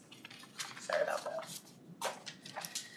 So we'll look at the page 5 in the packet, which basically it breaks. That's still wrong. Yeah, I want number, let's go to number 6, which should be 4. I've been like confusing everyone. I'm so sorry about that. 5 should be 5. Right. And then 4 should be 4 should be 6. So it's just switching 6 and 4. Okay, so the new number 4, which It's 6 now. is 6 now, it should be 4. It was 6 before. Okay, Okay? Page 6 It's on the screen. Okay. Just switch your page 4 and 6. Okay. This page starts with county commission at the top. Do you all see that? And we're all on the same page? Okay. yes. That's our new page 4. Okay, so basically what I've done is, like on that document I gave you, it says what all the numbers that I've changed, but I have updated the middle column to reflect what it looks like our personnel numbers will be for this year. I've adjusted contractual and commodities based on meetings with the departments. Do you want me to go through what changes were made? Is that helpful, or I don't know how in-depth you want to go on this. I think going through the changes would be helpful. Okay. So if we look at that document, Randy, I sent this to you. It's 2 pages and it talks about what draft 2 and draft 3 include. What page you on? Well, is this. We're switching. I decided, let's try to go through this. That might help a little bit. You got draft 2 and draft 3, But yeah, I didn't give you draft 2. So this is everything that's from the last time we looked at the budget to now, the changes. Okay. this is draft 3. Yes, this is draft 3, even though you haven't seen draft 2 because that was my in process. So one thing I did was on the general fund, I changed the courthouse computer line item in the current year because we were way under what we should have been. And I did talk to you all about that before. I added a new fund for the building project for the health department because we're going to be transferring funds from other sources into that, and we'll do the building project out of that fund so that we can track it. I reduced the levy slightly in the appraisers fund and moved up to another fund because that fund has a lot of cash that we're carrying beyond what they need. it's not costing us much to operate in that fund as it used to, because we don't utilize the contracted personnel and things like that, or contracted vendors and things like that. In the ambulance department, you might remember that budget when they presented it was like $400,000 higher than the current year. And so I reduced the personnel in the current year to reflect a more accurate figure because the supervisors were only added for the last 6 months, not the whole year. And then I also reduced the personnel line item in the ambulance fund for 2025 because we budgeted for the supervisors plus the Peabody full-time crew. But if we're doing a building project, it's unlikely that we'll have personnel on the whole year. So I've budgeted in between 2 and 3 months of staffing at Peabody. So that caused a reduction in the personnel line item for that. And I'm not going to each page. I'm just gonna go through everything and then we can look at anything you want to. Did you scan this in? No, but I emailed it to Randy, so he should have it. Okay, on the health department, I increased their revenue for service fees and their billings, but in both years because we were pretty conservative on that revenue. And it looks like this year, we won't have any trouble hitting that number. The solid waste fund, which is where HHW is paid out of, and then our contract for the landfill monitoring. That's that levy, we had a lot of cash sitting there compared to what it cost to operate. So I reduced the levy in that one by quite a bit. We may have to raise it again in the future, but for now we can utilize that. I removed the superintendent's garage from the park for next year, and I adjusted that so that we have the same tax dollars levied as we did this year. So I did keep a utility upgrade in there, some improvements to the lake hall and the storage building. But I put put the garage off to a future year. I added the transfer of the Diamond Vista funds from the general fund to the Health Capital Project Fund, which you all approved. I corrected the budgeted sales tax transfers. So those numbers are based on what the value of a mill is. So I just updated those numbers to reflect the accurate value of 1 mill. In the middle column on the previous draft, we had a $20,000 in emergency management for a vehicle, which we won't be buying this year. So we moved that to the next column and increased that to save up for that vehicle. I updated the bond and interest and capital improvement transfers to reflect the current value of a mill. And then same thing on planning and zoning, and removed $10,000 from the current year budget to move to next year to save for a vehicle, because we won't be spending those funds this year. And then I added revenue and expenditures to the health capital project budget page. I put the NR neighborhood revitalization in, and then I also updated it for draft 3. So those are current numbers based on our current draft. I updated the employee benefits fund, which wasn't done before. And then, so again, we're at revenue neutral with this, still with this draft, which is, so then on draft 3, I reduced the capital outlay on ambulance for 2025 from 40,000 to 20,000, and then that uniform proposal that Chuck brought in for 37,500 was a new line. We got that down to, we cut that basically in half to like 19,000. And then we're going to develop a plan on future years and potentially doing like a stipend or reimbursement for uniforms. And that also, on the ambulance fund, it does include $300,000 for a building. But just keep in mind that Hillsborough Station actually cost us $500,000 to build. It was not $300,000. So It's 2020? 2021, I think, and 22. It shouldn't have to be as large a facility. It was, we split it into 2 years when we did that one.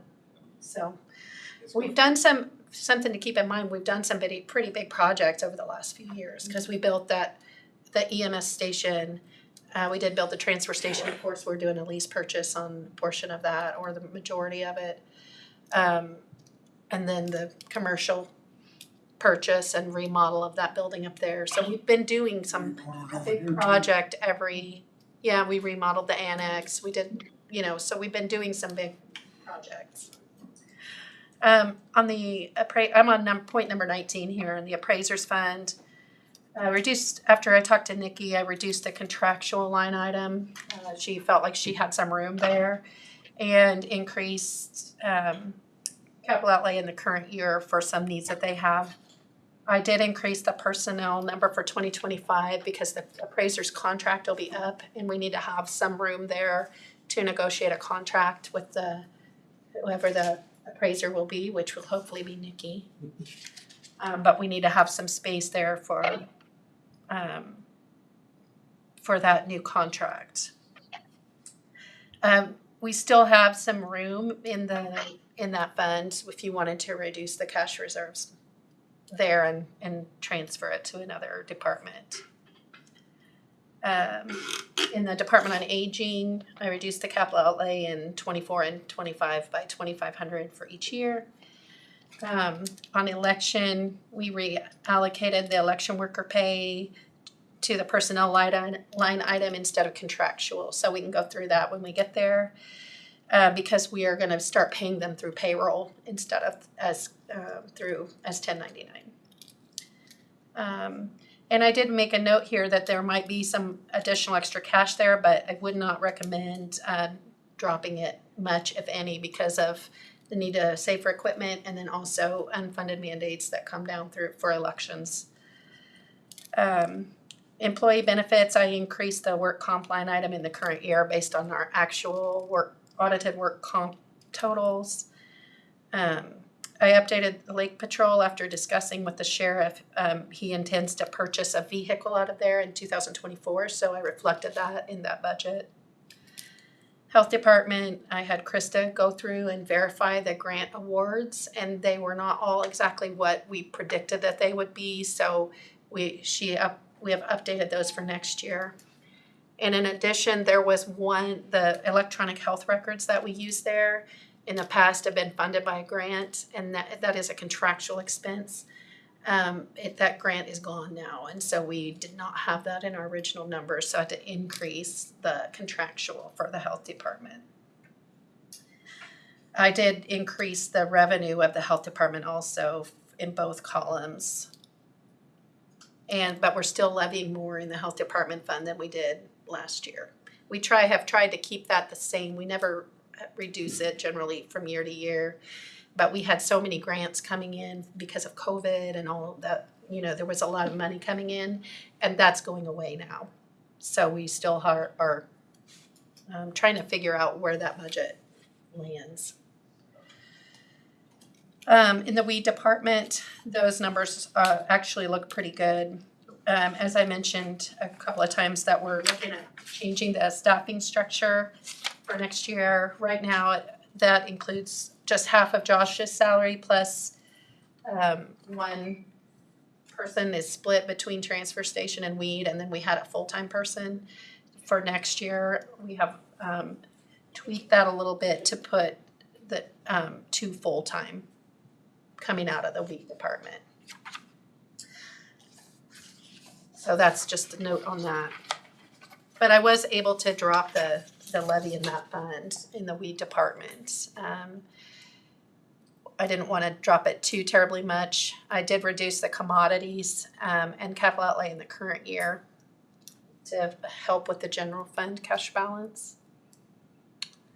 The road and bridge fuel reimbursement, I increased that in the current year. That's revenue. Basically, other departments pay road and bridge for the fuel.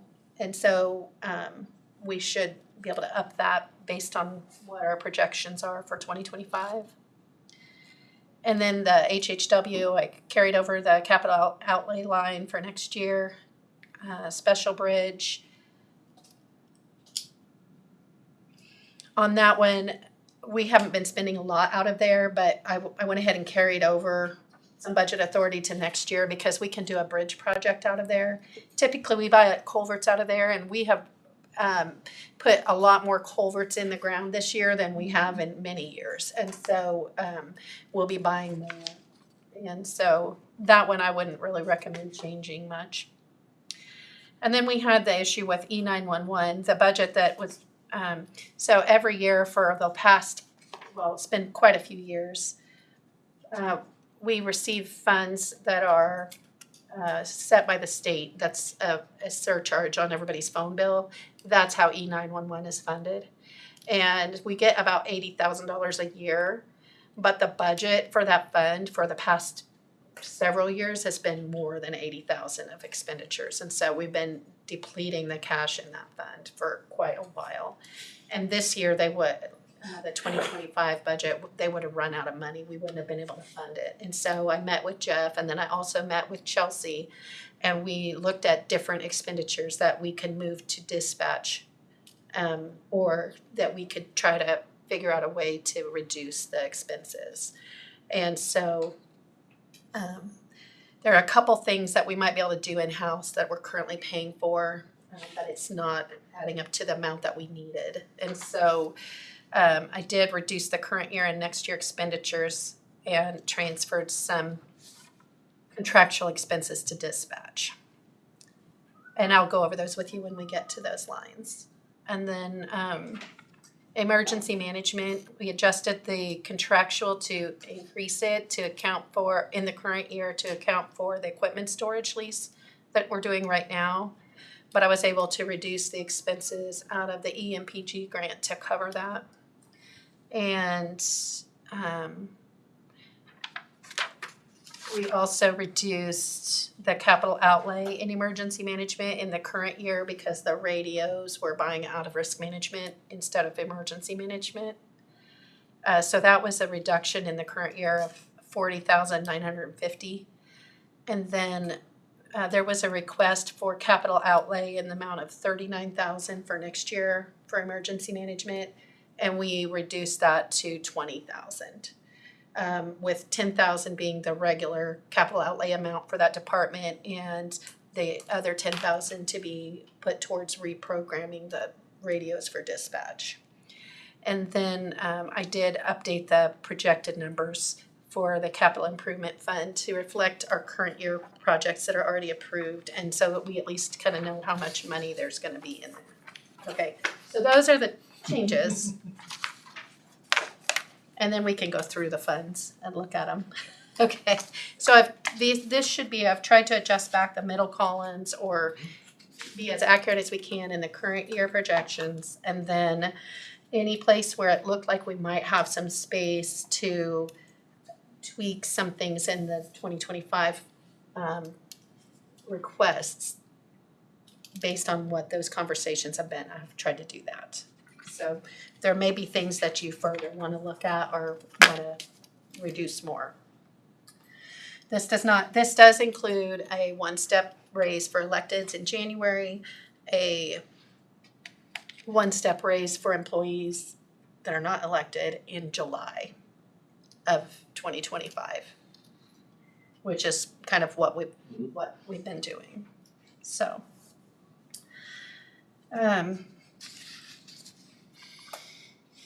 so that was a lot of talking.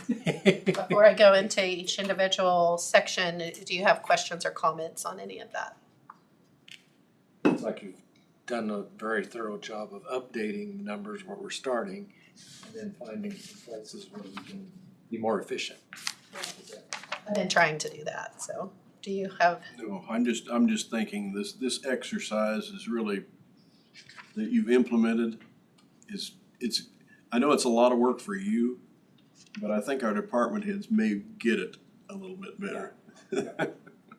One thing I did with all the department heads when we met also is I reviewed the 2023 audited financial statements so they could see the spending in 22, the spending in 23, how they came out with their budget, whether they were over or under, and then I went through their current year budget and then their request for 2025. So, okay. Now, one thing that I don't have ready for today is I did ask everybody for a list of project or equipment or, bigger ticket items that we need to be thinking about over the next 5 years. So I don't have all of that prepared for you for today, but I don't think we would have had time to discuss all that either today. So I'll have that for next week. Okay. So Shy of reply, asking for revenue neutral. If they're do anything, then I'm not gonna ask for any more.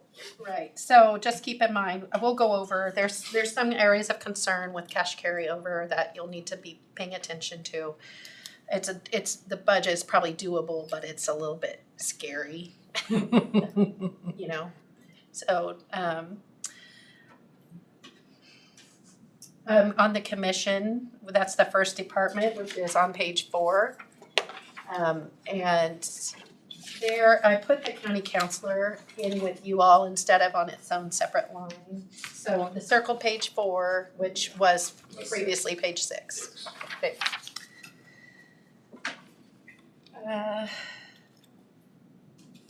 And hey, Commissioner Crowfoot, would you mind getting those documents that we put aside for Randy? Phyllis can look at those while we talk, it's fine.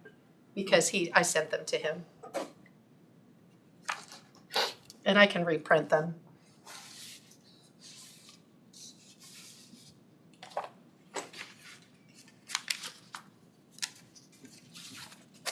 Thank you. Thank you.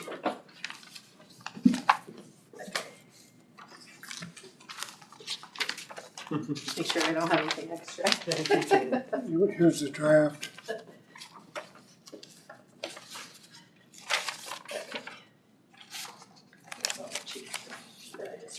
Okay, so anyway, I put the county counselor up with the county commission instead of it having its own little section. Really, there weren't a whole lot of changes from what was presented. I did not have a budget from the county attorney's office, so I just developed one based on kind of past history. I did increase the personnel line on that department to reflect the new wage that you will set for the county attorney. Well, I didn't get one.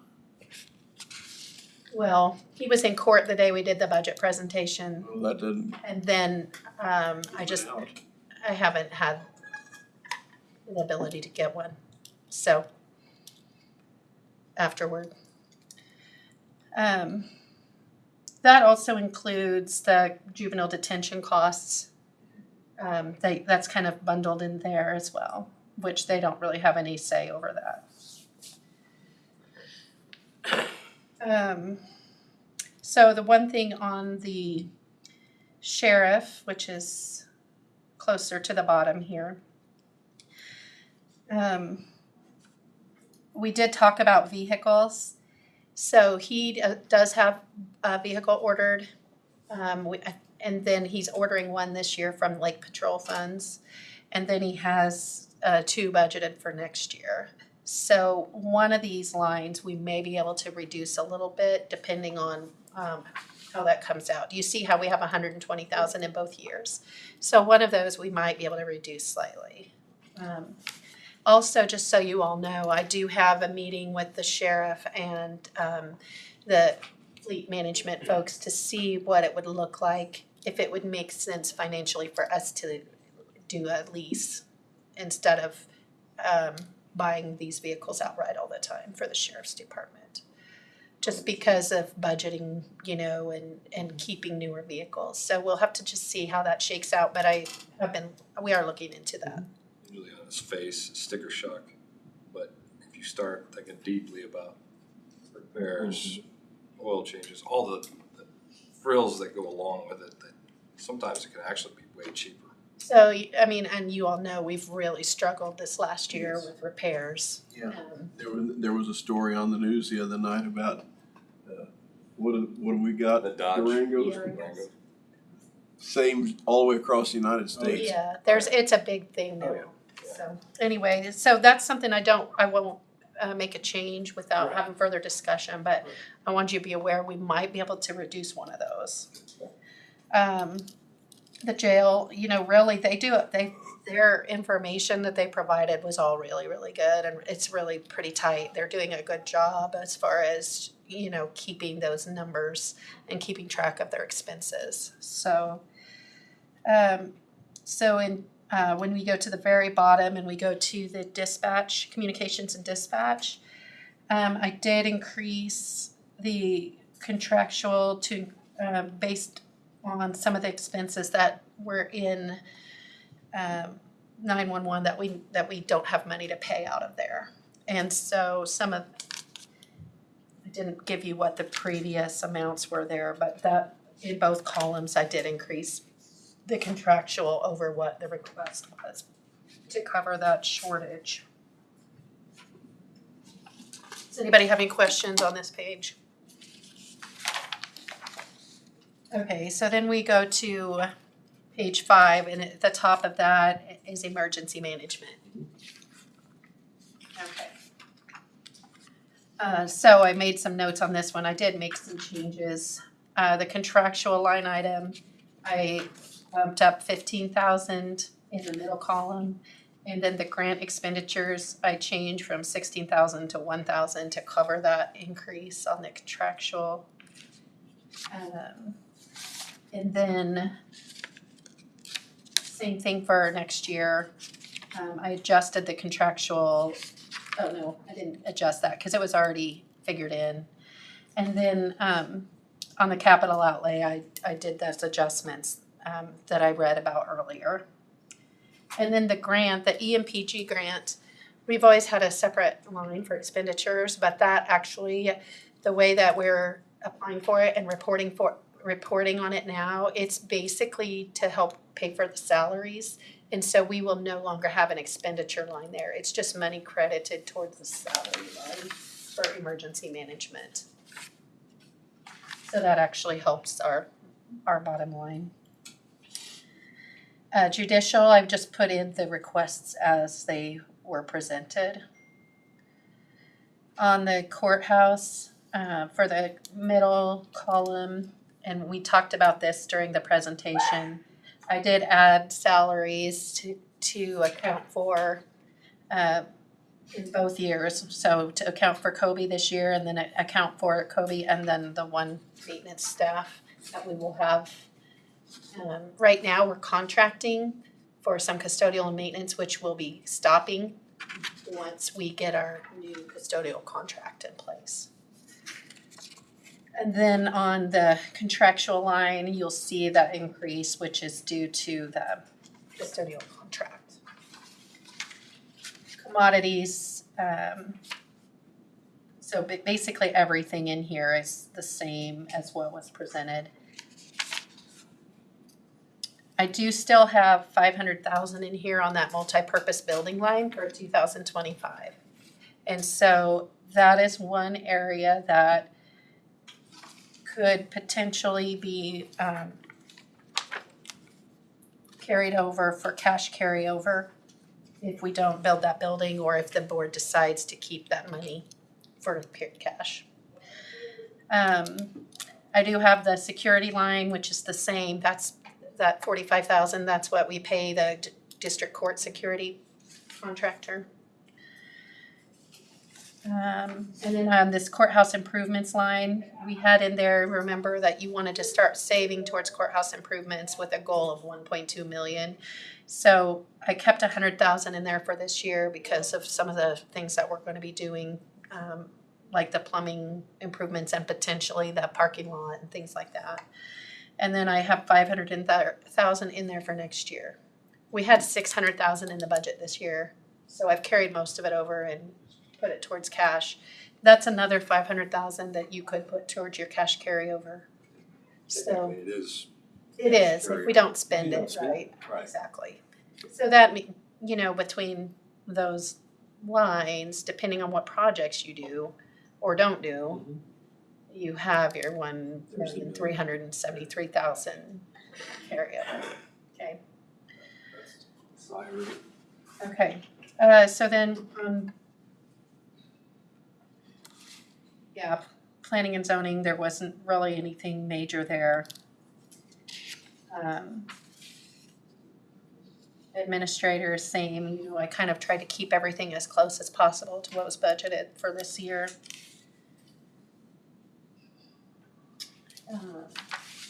So on this road and bridge section, those are based on how, the value of 1 mil, where we have that 80% sales tax and all that. There's some kind of complicated math that we do to do those transfers, but basically, one thing that I want to do, which I think I mentioned to you the last time, is instead of spending the road and bridge sales tax on cold mix and all those things out of the general fund, because it's really hard to track there, I would, starting next year, I want to make a transfer into the road and bridge fund and spend it out of that blacktop. Would still have that sales tax coming into general, but then if we transfer it and they spend it out of road and bridge, it's a lot easier to track. And you can see what road expenses are actually there with having to go to about 4 or 5 different places. So that's what that's why that top line has 412,000 in the middle column and 0 in the right column, because we're going to spend it out of the general fund this year. But then next year it's 397,752, which is a few lines down, and on the right, that's a transfer that we'll do. And then those other transfers to capital improvement are just updated based on the actual value of 1 mil. And I did reduce the amount we're transferring to bond and interest to pay the road bond. I just split that 7 mils evenly so that we could do the math easier. It's 3.5 mils that's going to capital improvement, 3.5 mils goes to the bond payment. And then next year we can look at it and see, that should give us enough to cover that first interest payment before we have a distribution next year. So, does anybody have questions on any of that so far? Okay. I did keep the sales tax number, the amount of revenue that we expect to receive at 950,000 for both years. Even with the projected and how we're going down right now, when I do the average and take it times 12, we're still over $1 million, like 1.1 when I do the average. So the 950 should be relatively, hopefully okay, unless we considerably keep going down every single month. So. We do a lot of our allocations in our pictometry out of the 20% sales tax. So, and we will have our last loan payment on the radios this year for USDA, that 32,896. Does anybody have questions about any of that? And then we have our appropriation funds at the very bottom. And I just put in the appropriations that were requested. You know, the only one that went up really was the soil conservation went up slightly, but they haven't gone up in several years. The mental health for Prairie View, they did go up, and they went up last year too. So if you wanted to hold them the same as last year, you could. I didn't make a change there. You all could decide that. It's not going to help our budget very much, but I'll ask you all to take a separate action later to approve whatever those allocations are. Very good. Okay, so that's the bottom of the page.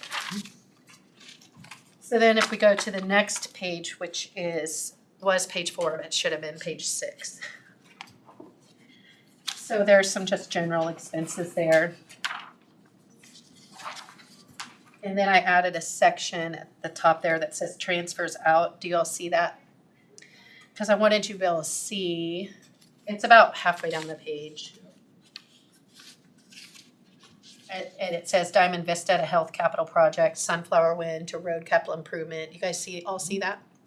So these are current year transfers. So that the Diamond Vista, the wind farm monies to go to the health building, I put in 450,000, which is an estimated amount of what's gonna be left of that project to fund. The Sunflower Wind to the road capital improvement, that 350,000 was what they paid in for road damages, and you all want that moved to capital improvement to do road projects, and so that's what that is. Keep in mind, okay, and then the interest that we earned last year and that was above and beyond what we budgeted as revenue, you all voted to move that to the Health Capital Project Fund. And that's what that 257,855 is. So all of those numbers actually are currently reflected in our general fund. And so those are general fund transfers going to fund that health capital project. But it's not all tax dollars.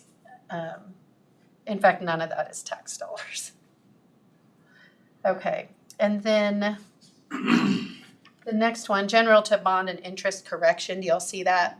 So in the left column, the prior year actual, that's something that we didn't really talk about, but that's the first year we'd had a bond and indebtedness fund in a while, because we hadn't had a bond in a long time. And so when we billed the taxes, but when it was collected, so when Janine was still here, we were getting some like residual tax revenues into the bond and interest fund, which weren't needed because it was like for delinquent taxes that were being paid and it was going into a fund. So then at that time we made the bond and interest fund inactive and those funds were put in the general fund. And so any further like old residual taxes that were collected were going into the general fund, and that accounting did not get updated before the first distribution that we needed to pay into the new bond.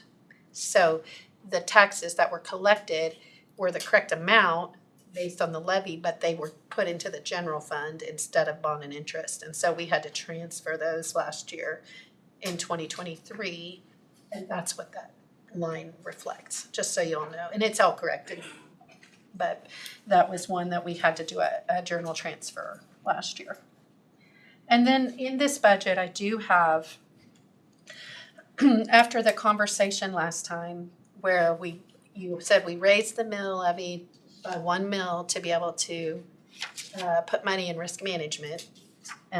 So I did include in this budget draft in the current year a 1 mil transfer from the general fund to risk management, which is the mill value last year was 174,000.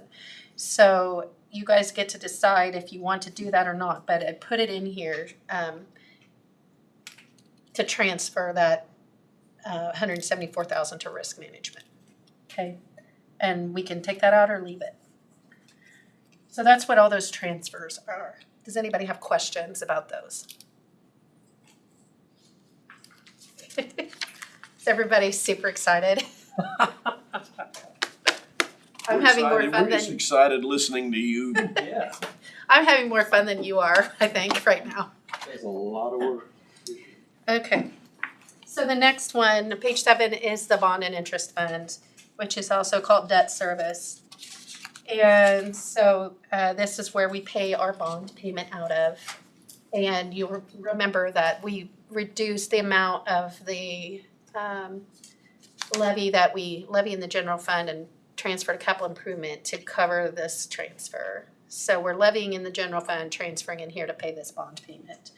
And the payment that's due next year is on principal is $525,000 and on interest is $120,600. And when we transfer 3.5 mils in here, that gives us a cash reserve of $83,328, which is also enough to cover the first interest payment before we have a distribution in the fund. And we could reduce that a little bit more, but it makes the math more complicated. So it'd be nice if we could just leave it alone. So, everybody good on this fund? Okay. So then we go into the road and bridge fund, and these pages are out of order too. So sorry. Let's see. All right, so switch pages 9 and page 9, 8 and 9.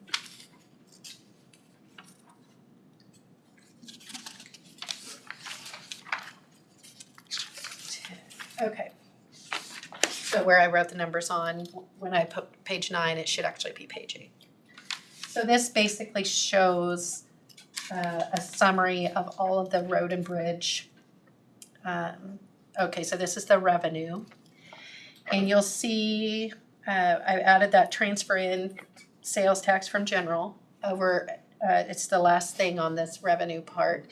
And it's in the right-hand column, that $397,752 for next year. That's the sales tax that we're gonna spend out of Blacktop. Let's see.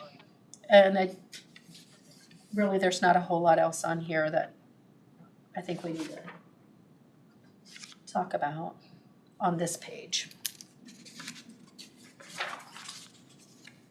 So then the next page is a summary of the different expenditures.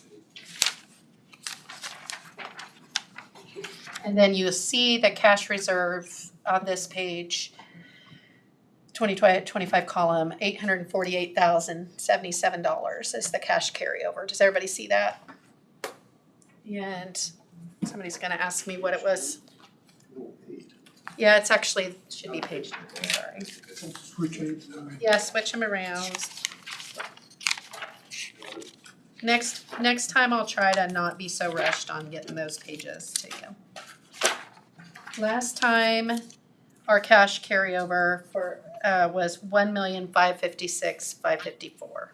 So about double what we have in here. Okay.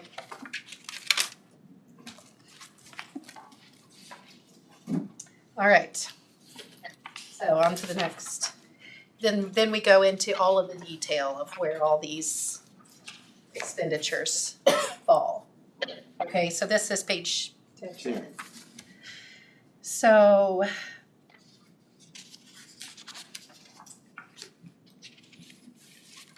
if you look at Blacktop Roads, which is the second section down, you see in the middle column on commodities, we have $1 million.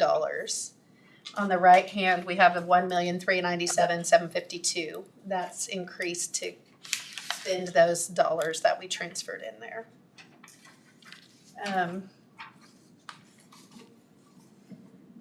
I did not really reduce any of the middle column numbers on this fund because I think we're gonna be spending quite a bit this year. A lot of times we'll reduce something in the current year and carry it over.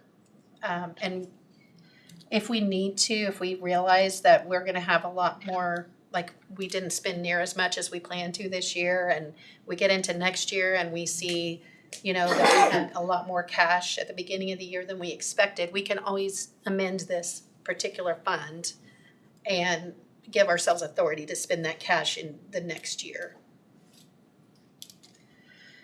Maintenance shop. So I didn't really change any of this since the last time we talked, and what I told you I had included in here. So we have in the maintenance shop, I did include, we increased fuel, and then I added that line for shop equipment, $75,000 in next year, because remember we talked about a truck lift and a tire machine. So that's what that is. The bridge construction 80/20 down here. In the next section, we have $400,000 in the current year. We do have a bridge project scheduled, that bridge replacement, which is we expect to be about $300,000 for the county share, but I didn't reduce that line this year. And then we have the road and bridge building. I kept $275,000 in the current year to reflect the remodel and everything that we've done at the 1240 commercial site. Next year I have $400,000 in the bridge construction again, and then the $500,000 in road and bridge building. So that's also cash if we don't use it, so of $900,000. But we're also building toward trying to build something. Okay. And then as we discussed last time, our current year transfer for special equipment is $350,000. I did put in the $500,000 as we have transferred. We used to be transferring $500,000 to $600,000 a year. So I did bump that. That's also cash available if we decide that things are tight and we can't make those transfers, then we can keep that in the road and bridge fund. Does anybody have questions about that?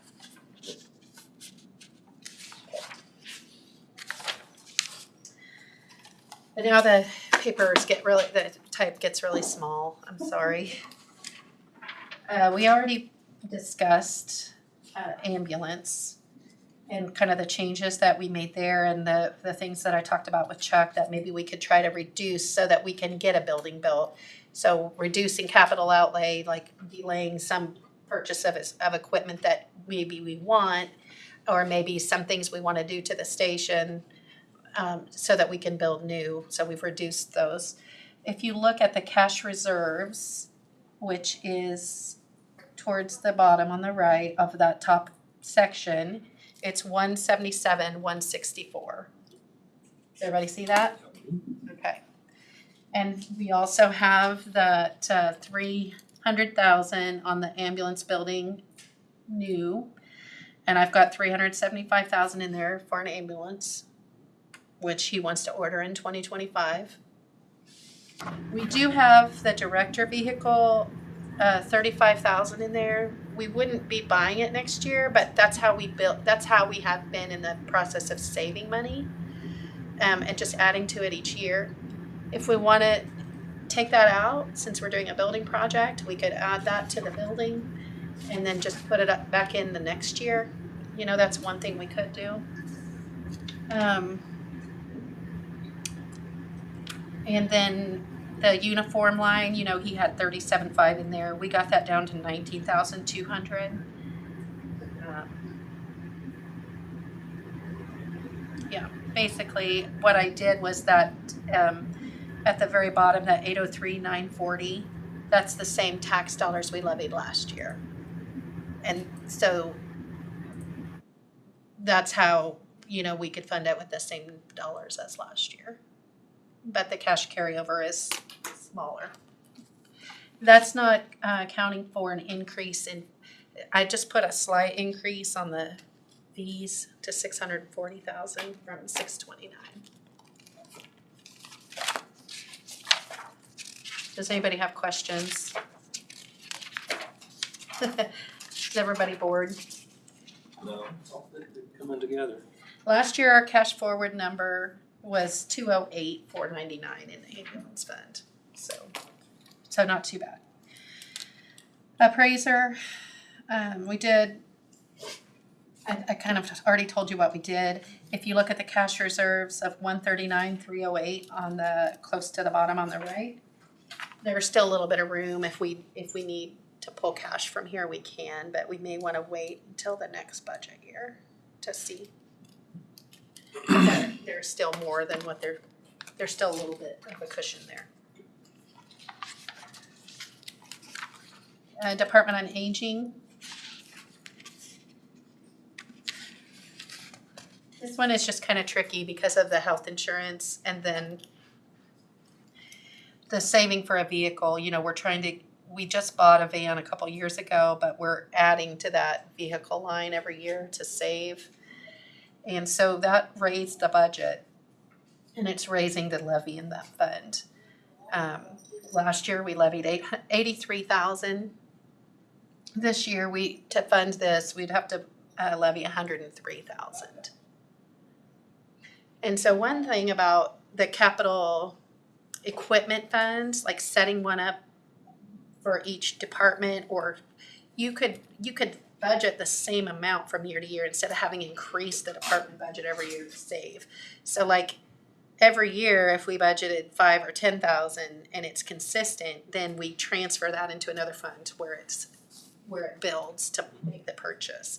Where what we do now, we have to increase the actual budget every year to reflect the growing dollars. Well, this is just a general statement. If we went to a leasing program for the whole county, every department. That's a department that might make sense. Not every department would make sense. I don't think that we're going to be able to afford necessarily to do that for Road and Bridge. I don't know if you remember, like when Bryce brought some numbers to y'all for like that kind of a program for motor graders, and it was not something that we could afford. I'm just wondering, if that would. But this department might Help be us with one. cash carryover and that sort Yeah. of thing. It might be, and then also if we set up those equipment reserves and plan ahead and put a little bit into it every year, it makes your department budgets more consistent from year to year. But it's something to look at, and this department particularly, you know, some other counties, for example, Dickinson County, you know, they do that jointly through the extension office. They don't have a separate county department on aging.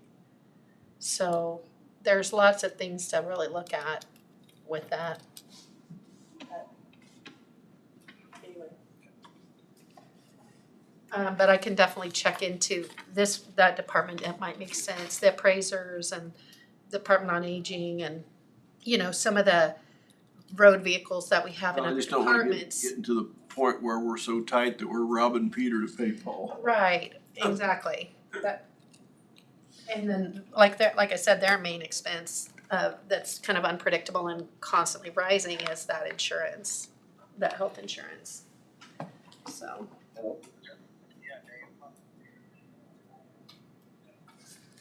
Oh, okay. Randy Dalkey, computer just went off. oh, okay. Can I put my phone by Tina? Okay. Just call here. You ran out of time, huh? Well, sorry, this conversation has taken a long time, Randy. That's all right. Okay. All right, so then we're on the election fund at the bottom of this page. You'll see we increased in both years, the personnel line and reduced the contractual. And we're just kind of guessing on that, what that's gonna be until we have some data as far as what that's gonna look like. In the middle column, we have the revenue and expenditures that's expected for the security project that we did. And then I kept 50,000 in the 2025 budget for voting equipment. And then we have some cash reserves there. Again, there's some that might be able to be reallocated, but I would not recommend moving that unless we absolutely have to, or just because we don't really know what's gonna happen in the future. And we will need to replace equipment at some point or expand. Unfunded mandates. Right. Change something.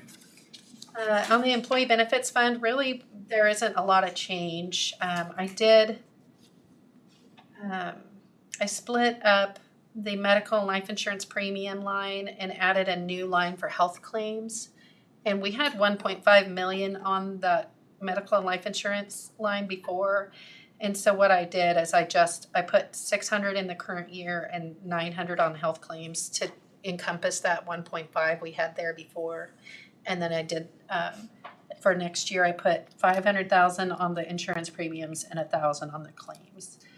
And that still gives us a cash reserve of 207,000, which isn't very much in that fund, but we always budget that fund pretty tight. So what I did was I kept the levy the same in that fund as it was in the past, in the current year. Anybody have questions about that? Hopefully a new program allows cash carryover. Right, because that health claims line, if we can do well, we'll have some cash there, but Bonuses. Little bonuses like companies do. If you don't get sick and you don't this and that, you get these little bonuses. yeah, I'm not ready to go there yet. Major sickness. The noxious weed fund.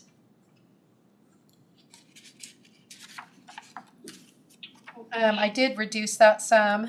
We still have cash reserves of 85,683. And as we talked about, Josh and I have been working a little bit on trying to reallocate how we're paying for personnel and what lines they're coming out of and who's doing what, and trying to put teams together that work well together to kind of improve the efficiencies of all those departments. So really, there's not a lot different in that fund than what it was this year.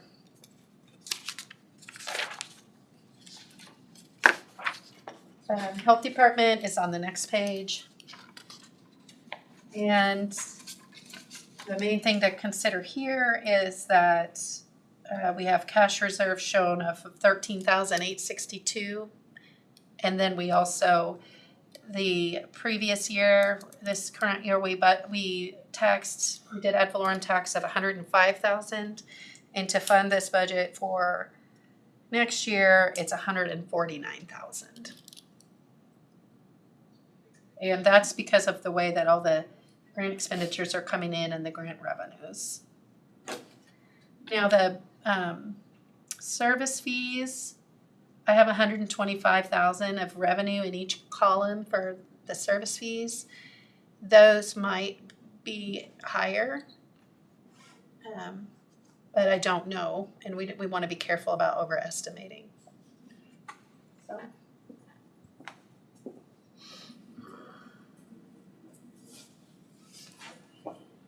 I did put in the middle column, the grant expenditures that would go toward the building project too, so that some of those are helping to fund parts of the building. So some of those grants that we get have been getting year after year after year. Some of the grants that we are living on right now are COVID grants. That's what I And mean. they're running out. We haven't been getting them year after year.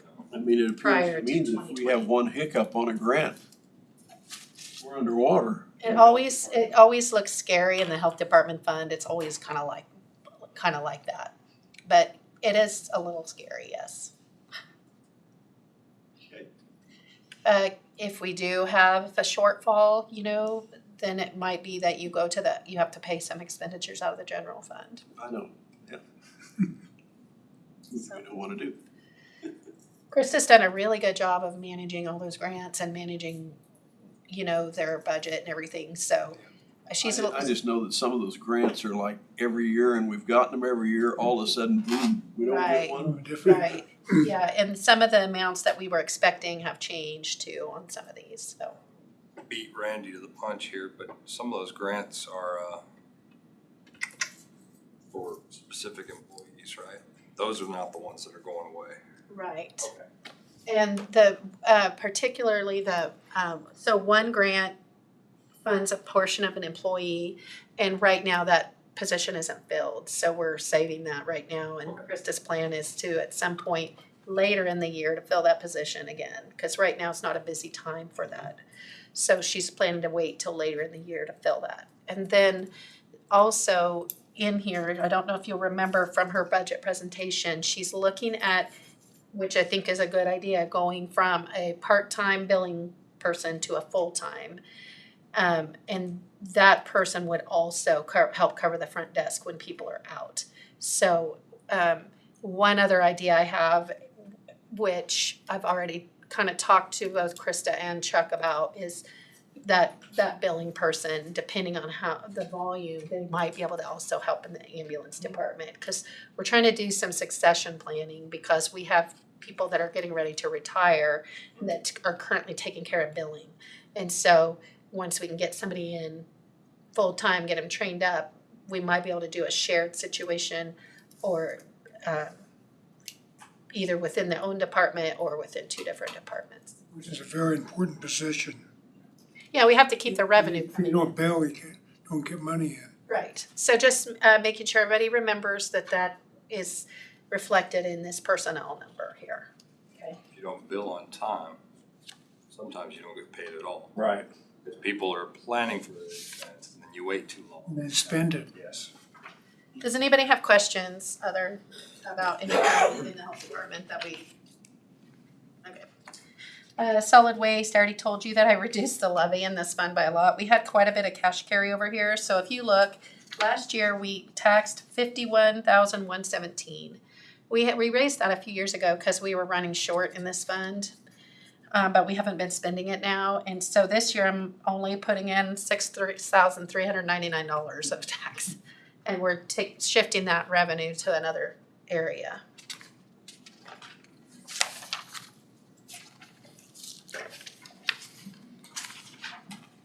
Park, we already talked about.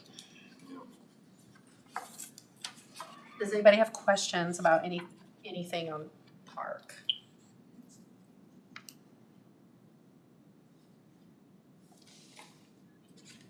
Okay. Special bridge. We buy culverts and things out of there, and we have personnel in that. I did put a note, you know, we do have a little bit of cash carry over there, but I would not recommend reducing that one because we have been buying a lot more culverts. Right. And we're making good progress, so it would be nice to just kind of keep that the same. And then we go into the non-levied funds. So the first one is the Noxious Weed Capital Outlay Fund. So last year we bought that side by side. This is funded by transfers from the weed department. We have it in the budget for this year to transfer 10,000, and then in next year's budget to transfer 10,000. And two of the things that Josh wanted to buy soon, which I put on next year, but we have authority in this year, so we could do it either year when I do it this way, is a trailer to carry that side by side and a water tank, so that, and then they would put the chemical spray tank, they can carry that in the back of the pickup. So that will increase the capabilities. If the board decides instead they want to buy a spray truck or something different, I don't have an extra, enough staff included for that, but we can make an adjustment. Then we would have to change that plan of what we're spending, and that's still doable, but we'd have about 36,000 to work with in that fund next year to do whatever. Okay.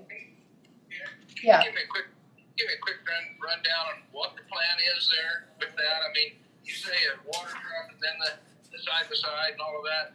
Usually that's been designed to go out and just do spot spraying, not to go down the road and do a lot of spraying. So, Right, so we have the pickup truck right now, and we have the two staff members that are being trained, and they're working together to go spray the side of the road. And Josh was in here earlier talking about he's to the point where when the wind conditions are right, he can send them out to certain areas to spray, and then he can go do the spot spraying or go take care of moss thistle or whatever else he needs to do. okay, but that's with the side by side. Yeah, right. And so his plan for this year, which could be done next year too, was to go ahead and outfit that, get the appropriate trailer, get the water tank that he needs so that he can get that out and about and go do more with that. Okay. Yeah, I'm trying to comprehend a plan here that what we're doing. Mm-hmm. And if we're gonna spray more weeds, if we're not gonna spray no more weeds, then there's no use in doing anything. But if we're gonna spray more weeds, well, we need to do something different. Right. And part of the problem had been that we didn't have any personnel in that department for a period of time, and now we do. So they're trying to get back on the roadside spraying. And Josh did bring in a map today of where he's been working on musk thistles and different things. And so they are getting back to it. And we did talk today before you joined also about maybe trying to get the weed department onto PubWorks, like road and bridges, so they have a ticket system where they can track those areas and figure out where to spray. Okay? As long as Kent lets us spend some more money on the internet. Yeah, Commissioner Becker, he said as long as you let us spend some more money on the internet and stuff like that. You got a negative head shake there. Yeah, he's still smiling. But it's I'm smiling. contemplating. He's thinking about it. Okay. Register of Deeds Tech Fund, we budget based on what we think is coming in, and we budget everything out. That's under the control of the Register of Deeds. The Sheriff Drug Funds, I've worked with him on putting this budget together, and this, basically, they're gonna try to just save up money and eventually potentially have another K-9 that they would purchase out of there. And there's only certain things you can purchase out of that money. Let's see. Special alcohol, that's the in and out. We get that money from the state and then we pay it out. In fact, is the one who's managing those funds for us. That was just done by a motion and a vote. So if you ever want to change that and take that back in-house, you can do that by a motion and a vote. And then we go to the E911 fund, which you'll see The budget request for the current year, I think, was 123,000 something, and I've reduced that contractual line item to 99,000. And then the same thing in the next year, I've reduced that, and we've transferred some of those expenses to dispatch because the way that it was presented, we would have been in the negative by close to 20,000 by the next year. And then they have a service, which is an annual service for console cleaning. So basically somebody comes in and takes everything apart and cleans really good because they get so much dust and everything back there, and you have to be really careful with that equipment. And that's something that we may be able to transfer to an in-house service now that we have Kobe. So that's something that we're gonna look at. That'll save a couple $1,000s a year, so. Special equipment is the next one for road and bridge. And we budget that basically down to zero each year. So the purchase of equipment line, that's the one we can use that's just kind of available funds that are there to be able to purchase something. The other lines are all currently existing lease purchase agreements. And then we have that equipment rental line, which we've had in there at $50,000 a year. Sometimes it's used, sometimes it's not, and whatever's left is just carried over in this fund. So we don't keep a cash carryover dollar amount in this fund. And this is based on a $500,000 revenue transfer in from Road and Bridge for 2024, or 25, excuse me. Okay. Pages back. Yeah. Jail bond and interest, we're gonna close that out this year. Capital improvement is the next one, and that's our big road fund for projects. Last year, we spent $4,034,462. And I've got the projected transfers in, so we've already transferred the $350,000 from Sunflower Wind. And then those other transfers are the budgeted transfers. I need to check and make sure those numbers are right. But I'll look at that. I thought I already checked them, but they're the same as the previous year. Sometimes that happens when they prepare the budget, they forget to update those. So I did update them for next year based on the value of the mill that we're gonna transfer. And so this year, our road projects, the 290th, the county's portion should be a little less than the 1.4, probably closer to 1.2, hopefully. The asphalt overlay, $2,150,000, including engineering. The micro surfacing that we spent this year was $900,900. And then you all authorized some base work. We don't really know how much that's gonna cost, like up on Nighthawk up north, and then there was another section that needs some base work before we work on the road. Was it 330th? So I put 500,000 in there. I don't know if that's accurate or not. I don't think anybody knows that yet. So if those projects are all completed this year, then we would, based on the projections, have $1,435,000 for road projects next year.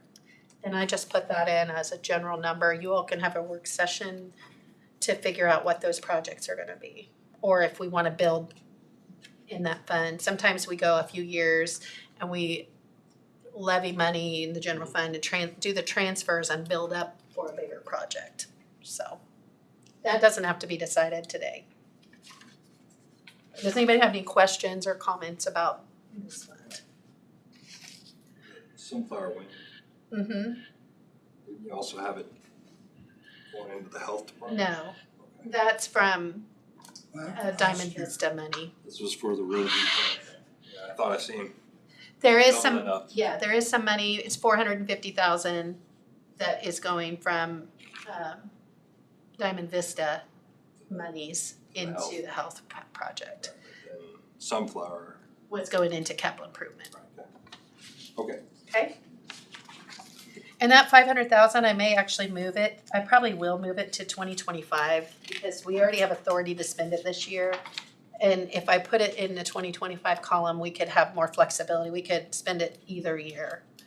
And so if we don't get that base work done, we have that cash there that we can add to a different project.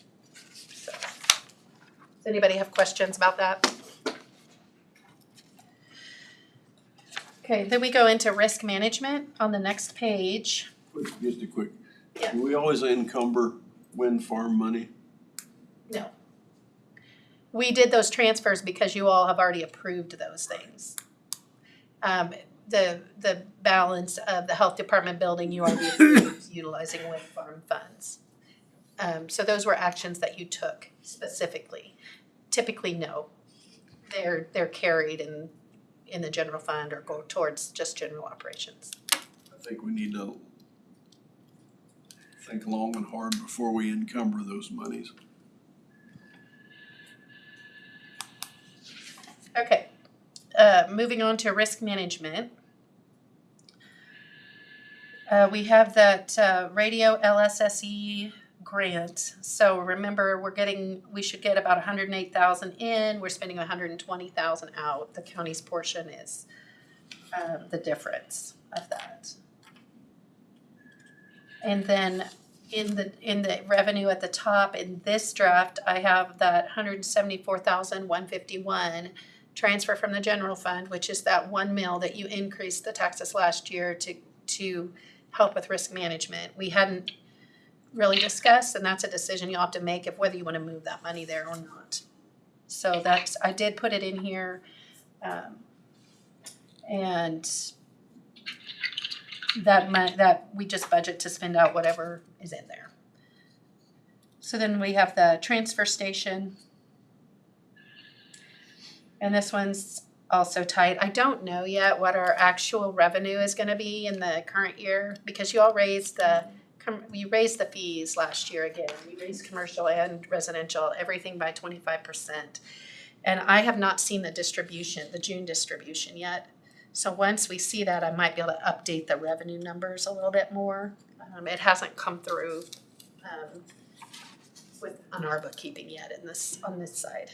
So that might give us a little bit more wiggle room with this fund.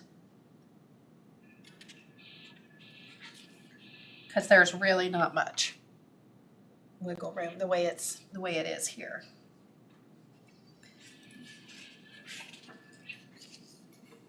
The one thing that you can do if you get low on cash in this fund is you can pay that lease purchase payment out of the general fund instead of at the transfer station, or really any other expense.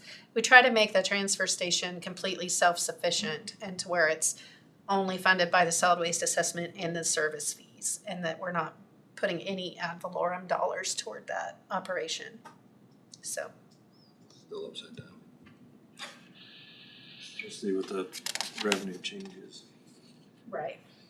So we'll have to see if the revenue covers it and gets us more even this year. So. Lake Patrol is of course the sheriff's contract for the reservoir. I did put that vehicle in the current year. After having a meeting with the sheriff, he is going to buy one vehicle out of there this year. And then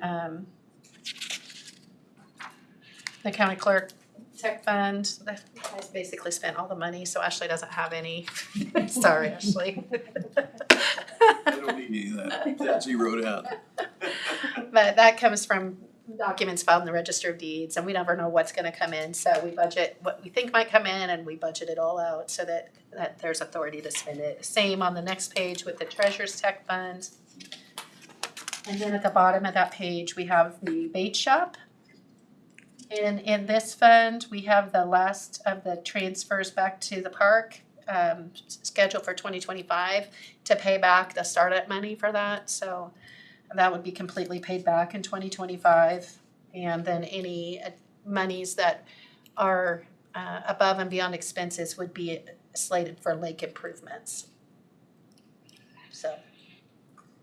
Does anybody have questions about that one? It's pretty simple. We don't really know what they're gonna bring in, so it's just our best guess. So here's something new the next one is the Rescue Special Equipment Fund. That's something in the ambulance fund that I forgot to talk about, but we've talked about it before. Last year, the fire chiefs did not spend the rescue money of $26,000. And so this year, the $26,000 rescue money plus last year's, that's $52,000 for, that they would potentially be able to spend. And the ambulance department and the fire chiefs would really like to see that in their own fund. And we are supposed to levy it where we are levying it, but we can transfer that specifically over into a fund, a special equipment fund. And so that's what I have done for, starting actually this year. I would propose that we create this fund, transfer the $52,000 this year, and then next year, the ambulance budget shows $35,000, which we've all talked about in here, because it hasn't been increased forever. And then we would transfer potentially that $35,000 if the board is good with that number, to where if they spent this year or next year, but that's a total of $87,000 over the 3 years for last year, this year, and next year. And having it in that separate fund, then they would spend it out of there. I believe we need to see reports of what they're spending and on. The approval would still come from the board of what they could spend it on. They would still have to come and present that. Okay. There wouldn't be a change to that. It'd be a change of how we kind of save up. Yeah. And then it takes away the fear of the fire chiefs too, that the ambulance director is just gonna take that money and spend it. Yeah, right, I understand that. Okay, any questions from anybody on that? And then the final one on here, on this page, is the capital project fund, which is the health building fund. It has to be spent by the end of the year, so there's not a point in having 2025. Yeah, I didn't put anything in 2025 because we anticipate that this project will be done this year. Now, I could possibly put part of it in there just so that, but we need I don't know. So the funding sources, the LATCF second tranche, you all voted to move that here. So that's here. The interest we talked about from before. There's $70,000 in grant funds from the health department. Then we have the ARPA funds, and then the Diamond Vista Fund. So that's the makeup of the project, of the revenues. And then we have the expenditures here. So the demolition, which we just paid, the remaining, like the architecture and engineering, and then the construction, and then soft costs. So this is the kind of the number I had given you before. And so we're just budgeting in enough revenue to cover it, and then the potential expenditures, and it's all in the current year. Now, It has to be spent this year, though, correct? Certain elements. not necessarily, and like if the project runs long and we end up having to pay out of next year, what I would say we would have to do would be encumber. Right. And pay it, you know, we You're should have it paid by going to anyway, February. 'cause your final pay estimate is gonna be in December. Yeah. So that won't get paid till January. Right, And then you're gonna have retainage. And retainage isn't gonna come until Hold back some. right. So we're gonna have to probably potentially encumber some money. And if it looks like our project somehow gets pushed more into next year, then we're gonna have to republish this. But a capital project fund actually is not required to be budgeted. We do, because that's just what we do, to be transparent, but it's not required. Okay. Yes, sir. The first, ARPA money's 900-some thousand that we're putting in, that's correct, somewhere there. Well, I've got it on here Shy. as 881, but it'll be more. It'll be more than that. Okay, what I'm wondering is that can be spent first. So what we're doing, yeah, we'll have to spend that by the end of the year. But what I've actually done is I've been spending out of the ARPA fund because we're getting interest on that money. We're getting about $28,000 a month of interest. And so I'm leaving that money in there as long as possible and spending out of there so that we're getting the interest and then waiting to transfer the rest of it until we have to. Gotta maximize for return. All right, sounds good. Okay. Doing good. Okay. So that's why that ARPA number looks lower on here, because I want to wait and do that transfer after we spend some of it, some more of it. Okay, Then the next page, page 24, is the, basically, that's what will eventually go in the paper. This shows our revenue neutral rate of 72.957 over there on the right, and it also shows our budget at 72.957 mils. So that's, we are revenue neutral at this budget. Now, there are some decisions that you all need to make and decide whether you want to keep it here or not. Our overall budget authority would be $30,532,583 based on this. Okay. And then the next page shows the neighborhood revitalization, which the estimated cost is about, across all the funds, is about $118,841 in our rebates. Okay? So, then the next thing is some decisions. So, are we good? Yes. Is everybody still good? I know it's getting late. Okay. That's the time to make decisions. Yeah, and you can, Just do it. Just do it. Midnight. you can decide some of this like next week when Scott's here, but, so the one thing is, do you wanna go ahead and do that, transfer of 1 mil from general to risk management this year? It's 174, it's in here. I want to put it there because that's the way I remember it. That's the way the decision was made. I mean, unless there's a reason to change the commitment that we made. The risk management still has flexibility though, right? Money that is transferred to risk management can be transferred back to the general fund. It's flexible. So I'm rating a consensus as yes. So Randy, they're saying yes to go ahead and make that transfer this year. Okay, so in the ambulance budget, there's that 35,000 in 2025 that we put in to save up for a director vehicle. Do you feel like we want to take that out for 1 year and put it back in next year and focus those dollars toward the building project? Or do you want to just leave it as it is? I'd say take it out. How flexible is that to be? It's flexible. I mean, we don't have to, we're Needed to pull not it from tied the building? line to line, we're tied total fund, so. Okay, so it's still in the total fund. In the total fund, So it could be used either. you're just moving, massaging it. Yeah, exactly. It's just, Just leave it maybe. we won't be spending it on a vehicle next year, cause we're not planning to replace a vehicle until, we're gonna push that to the next year. But if we need it for the building, we can access it. Yes, you can. The building's still gonna have lot procurement, Right. design. Right. And it's, Yeah, so I don't know how you're gonna get it done for 300,000, No, so. we'll use risk management.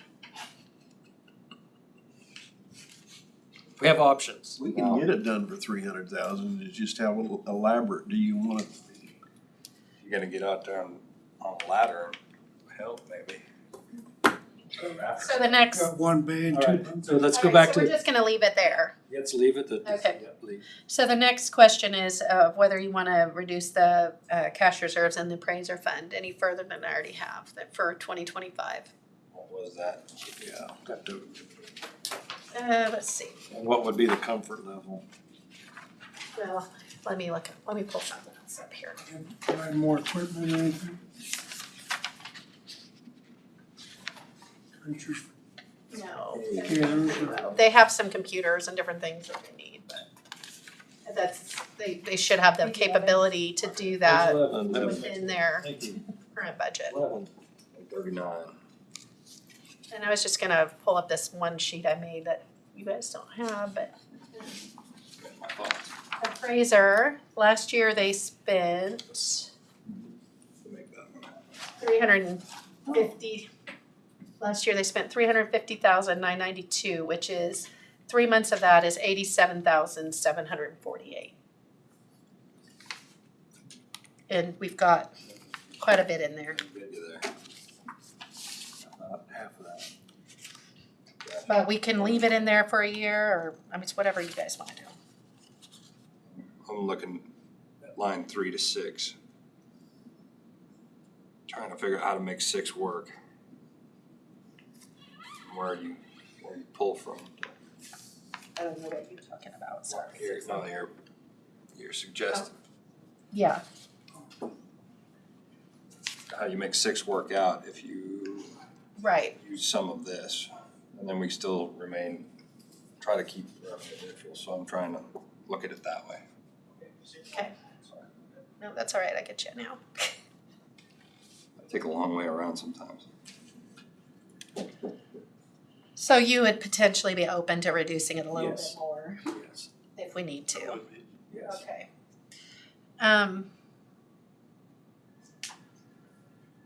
Do you want to check into reducing one of the lines, vehicle lines in the sheriff's office for one of the 2 years?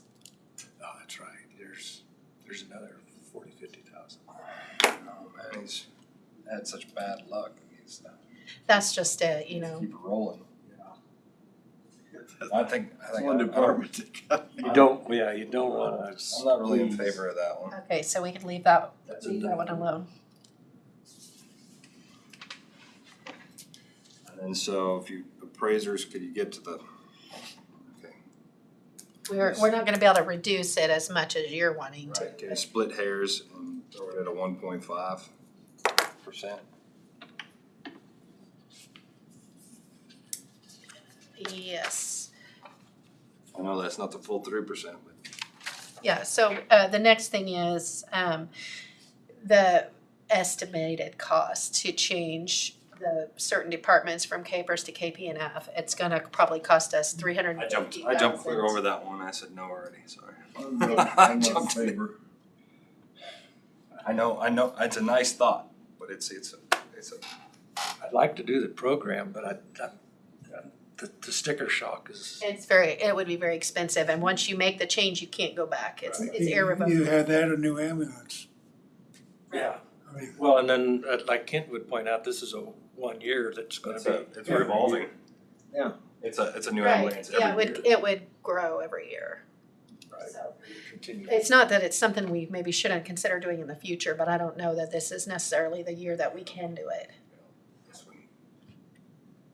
Just thinking about the cost increases on everybody, and if you've done all this work, and so you get to the revenue neutral spot, that really shows how much you care about the people here. Yeah. Everybody needs to, I mean, we're not gonna get what we want either, so. Okay, so it sounds like in the room, there isn't support for number 5, or India of spending $350,000 to change to KP&F. There is no support for that? Not at this Not time. this year. Not this year. Correct. Okay, And I would agree with that. okay. Okay. And like maybe in the future, but not Right. this. Yeah. Okay. Right. So then I did put in just a general overview that if a 3% cost of living adjustment, it looks like it would add about 98,000 to the budget. And so Jonah said something about a 1.5%. So like if we're just gonna cut that in half, basically, you're looking at somewhere around 50,000. Okay. And we should be able to cover that with the reduction in the cash reserves from appraiser fund, pretty close. Commissioner Mueller said that if we adjust the appraiser's fund down, that might cover that increase, 1.5%. the 1.5. Be close. So, yeah, it would be close. Did we work it closer to 2%? Not gonna hit you for that. If we're able to take a little bit out of election, we can do that. Oh, There's There's some there's wiggle. some other places. I'm good with 2% too. I just wanna hit that I mean, revenue. I'd say 2% or nothing. I wanna hit the revenue neutral. Well, Yeah, I'm right there. I wanna, They're not that many dollars apart on 0.5%. Right, it's I not. think We Tina can can figure it find out. that. I'm not opposed to them getting raised, but I just don't wanna cost the revenue neutral part. just And 2%. so you I want, said I don't wanna cost the revenue neutral, okay, hitting that target. okay. I'll work with Ashley, we can look at that. Okay, Because the squeeze is on them too, along with the taxpayers. right, well, yeah, okay. So we haven't talked about long-term planning or anything like that, Right. so that's something that I'll try to put together, just things to think about for the future. Everybody does have, for the majority, has some capital outlay funding in their department budget, but I do want us to try to shift to more longer term, more unit thinking for future years, and it's just gonna take some time for us to get there, so. Okay, Very good. that's what I have.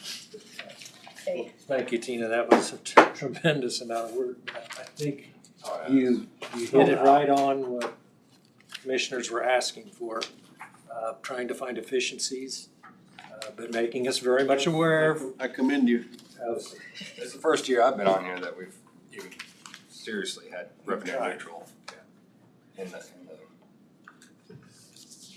that's impressive. well, hopefully Coming at the expense of some reserves. it is, and that makes me a little bit nervous, but also, I mean, I think it's workable if we're, Keep saving Just for have to be careful. projects. Keep that in mind that that is a cash reserve. And a lot of what we're doing in the budget is putting money aside for future projects. We also need to remember, we've been living on our assessed value increase for the last 5 years, 6 years. That may stop one of these days. I mean, I don't expect it in 25, but there's gonna be a day of reckoning with some of the, with the assessment on, especially in real estate. We're just, To some extent, we're just weeding people out of homes left and right. to some extent. one other thing to, we did, so we are gonna have some other things that are gonna come up, like, we did get notification just today about the dam. And what they're gonna do is the state is gonna allow us to inspect it, like to drain out the pipe, and twice a year and do have an engineer come and do an inspection and then run a camera and do that and report that back. So they're just gonna allow us to, because there's no feasible way really for us to Dig it out. and- dig out the stream channel in the back. And the only other option would be to reconstruct, which would cause us to have to drain the lake. And there's no way we can really do that. So they're, Monitoring, basically. so we're gonna be monitoring it twice a year, reporting back, and if there's any changes, then we would have to be looking at that. They allow us to install permanent monitor. I don't know, but I think that there's some more conversation we can have on that, but that's good news actually for Yes. us. Yeah. That they're not gonna That's force good. us to do a very expensive project next year, so. Then we could just tie it to a network and give them a link to look at it yourself. Right, that's a possibility probably, yeah. So something to Good, just consider, good news. yeah, so there's a piece of good news. Yay. Does anybody have anything that they want addressed on our budget meeting with Scott next week? Did I miss you in the road and bridge department? What happens if we're $1 million short on rock money? Well, then we've spent a heck of a lot on rock. We can't be, we won't be. We just won't be. There's, You've already worked with Steve to see where you're at now. yeah, we're gonna track it. We're gonna keep track of it because we've budgeted, like I didn't reduce any numbers in the middle column on road and bridge, Randy. So normally we carry over some of what we budget, and this year I did not. I just kept it all the same. So we should be good. Like I don't know of a year we've ever, maybe once ever that since I've been here that we spent $1.5 million on rock. So that's what our budget is. So we'll just keep an eye on it, and then once they get to a certain point, we have to stop. All righty, well, that's what I'm trying to Just say monitor is it. in case we run out of money, rock stops and then we hear it, so. Right, but there's only, so much, we are limited by what we have authority to spend, so. Right, very true, very true. Yep. Okay, Any other issues on budget? presentation. All right, okay, so we wanna our goal is to stay revenue neutral, see if we can work in the 2%, and then maybe work with Scott on some of the long-term plans next week when he comes. Okay, So how much did that drop then from our last year's mill levy to this? it's 2.9, 2.9 mills drop? basically, yeah. Okay. 2.921. so we're going from 75.878 to 72.957. Okay, Unless the board votes otherwise. That's what we're looking at right now. Yes, yeah, I know. understand, thank you. Okay, I'm giving you back to Dave now. Okay, anything else on budget? No, Okay, we need to circle back to public comment. Yes. Hey, there's that circle on the page. See, and a Yeah. star and a box. And since Tina's been reading so much, I'm gonna ask Ashley to read. Cause I'm not gonna read. You're gonna have to record it. Of course. So you might as well keep. How long is it? Either that or we can pass it around. Well, Actually, it was pass it around. it's submitted. not that long. It was submitted to be presented as public comment. Okay, then it needs to be read. Yeah. Okay, Ashley, if you All right, would. Commissioners Mueller, Becker, Gehring, Probut, and Dahlke. Gentlemen, I remain opposed to any resolution that would limit my ability to place a conservation easement on my property to protect its historic values and other attributes, or that would oppose national historic trails. If you decide to proceed with pursuing an anti-30x30 resolution, I respectfully request that you, one, please provide a draft resolution on which the public can base specific comments. Without a draft to review, I do not think that meaningful comments can be provided. Number two, please allow at least 2 weeks for the public to review the draft.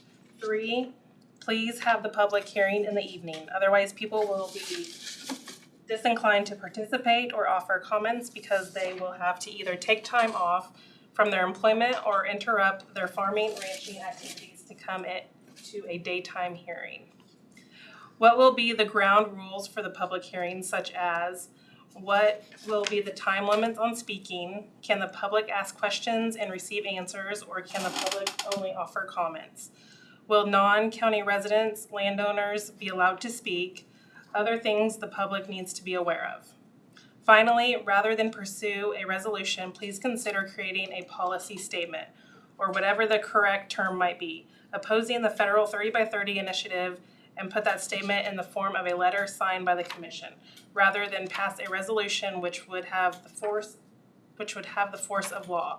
Perhaps a letter would be adequate to get your point across to state and federal lawmakers and officials, without resorting to a formal resolution that could have negative impacts on Marion County landowners. Thank you. I do appreciate your considering my input. Steve Schmidt, Marion County landowner. Thank you, Ashley. So circling back to the earlier discussion on 30-30, the decision was to have staff draft a proposal that we can discuss. I think he does have a good point, and our discussion earlier was not have a public meeting until we have a draft that the commission agrees to.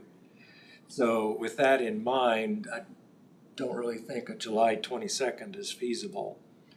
There's no reason to rush it completely. Can't really set it Need to until we get a draft to look at. So I guess that's my question to the commission. Since we're going down this path, shall we wait till we've got an agreement on a draft proposal and then set a date for public hearing? I think it's gonna be in September, probably. And it just depends on how long it takes to draft. As long as we keep moving forward on it. sounds good. I think we wait till we get the draft and then Yeah. we look at the calendar. Yeah, and we just don't know how long it'll take to get the draft. So, is that agreement? Yeah. Okay, Yes. Randy agrees, so we'll just move forward with having staff prepare a draft, work through it, come to an agreement, And then go to the public hearing Yeah. process. and then we'll have time to set it, to publicize it, and then have people to have a chance to review it, and they can submit written or verbal comments. Okay, sounds great. So we'll probably pick it apart first. Yeah, that's not gonna be a 5-minute process. All right.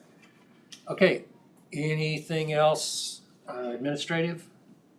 Okay, any commission comments? Yes. I think we need to put Isaac on the agenda for, I'm getting more complaints. I don't know why I'm getting complained to about dock damage, irresponsible people that owners cannot get off of their docks. I don't know where we're gonna go with this thing. We've tried not to. Nobody's ever called Do me. you have them call Isaac? Because he addresses those things when he gets I don't those know. calls, so. I got a call from a guy that said my dock was floating away the other night. Yep, somebody untied it. Did he call Isaac? How the hell they untie it? They were able to get it secured before it got out in the middle of the lake. But they also broke the fishing rod holders off of it. And then another lady called and said that last weekend, a group was on their dock and they could not get them off. I don't know if they couldn't find Isaac or if they, when they finally did, he came and got it done, but anyway. So Or I get don't- it over I don't- there to them. I don't know if we need to have a discussion or not, but it seems to be, at least I'm getting complaints, I don't know, but call your commissioner. If you wanna talk to Isaac. Call your commissioner. Sure, I can talk to him. I mean, I just talked to him about the docks the other day and he said it's going okay, but there are some conflicts and that, if somebody You know? leaves trash there, they go and pick it up, so I haven't heard about any of these specifics, and so, Yeah, this one just happened this weekend. okay. And they can call me, I can go out there. I mean, Well, they need to make sure they're calling Isaac, if they're not just going straight to the commission. And, I mean, it's fine that you're getting the calls, but they also need to be letting him know, because if he doesn't know, he can't do anything about it. They just incorporate, they could discuss that at their city council meeting. Okay, any other commission comments? If not, thank you again, Tina, and I move to adjourn. Second by Commissioner Garing, all in favor say aye. Aye. All opposed say nay. I didn't hear anything from Randy, so I'm gonna say five. Oh, there we go, we got 5 adjournments. Thank you, Randy. Next meeting is July 8th, which we have our hearing on the bridge closing.